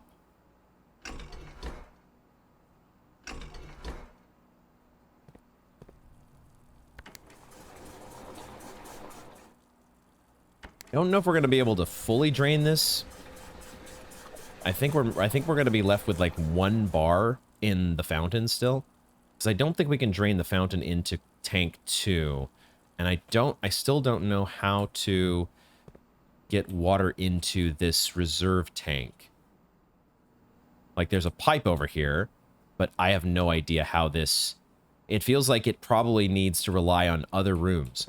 You need other rooms somehow drafted in the house in order to get your water to flow. Interestingly, it does look like there might be pipes that connect from the boiler room to the pump room, which is interesting. And maybe there's even a more... Yeah, the pipe continues over here into... Oh, interesting. So maybe there's a whole series of rooms here that are just automatically connected to each other. That once you're offered the pool, these kind of like sequence together, or they have a much higher probability of sequencing together so that you get this piping that actually does connect the way that it's supposed to. The thing is, though, I still don't quite understand how to take advantage of it when it comes to this reserve tank. So for now, we keep draining what we can. Okay, I did manage to finagle things to get the fountain drained as well. So let's go check out and see what that gets us. Wait a second. Oh my God. It actually... Yo. This is some Talos principle shit right here. Holy shit. We actually fucking created a staircase? There are coins to get, but there's a staircase into the well. What the fuck? There's an underground as well, guys. There's an underground as well. Oh, I just said as well. I mean, we're, you know, blueprints. We're already knee deep in the fucking puns and wordplay. And what in the world is this door? Excuse me. The basement door is locked with a big red basement. What the fuck? Guys, this game is absolutely insane. Screenshot. What in the fuck? We need a key to get in the basement. Holy shit. This game is kind of low-key blowing my mind. Not gonna lie. The last thing that I want to try here... What the fuck, man? The last thing I want to try here is we're gonna try... Wait a minute. Wait a second. Bro. We bugged things out, didn't we? This has to be a bug. Am I gonna... What in the fuck? Am I gonna break my game if I try to go through this? Dude! This takes the whole, you know, bugs in a FromSoft game where it's like, don't look at it. This is a whole different level. What the fuck is... Guys, this is... What is going on right now? I'm scared. I'm scared to take a step. What in the hell? Bro. Talk about some outer wild shit right now. Are we like, dude, there's like potential spoilers that I'm seeing here. I don't want to see any more. That's it. I'm turning around, guys. We're turning this car around right now. What the fuck? Why? Okay, that guys, somebody let the dev team know they got something that needs to be patched there. What the hell? I was gonna say before I was so I don't even know what's going on anymore, guys. This episode has been... We're only on day 3, and this is just fucking insane.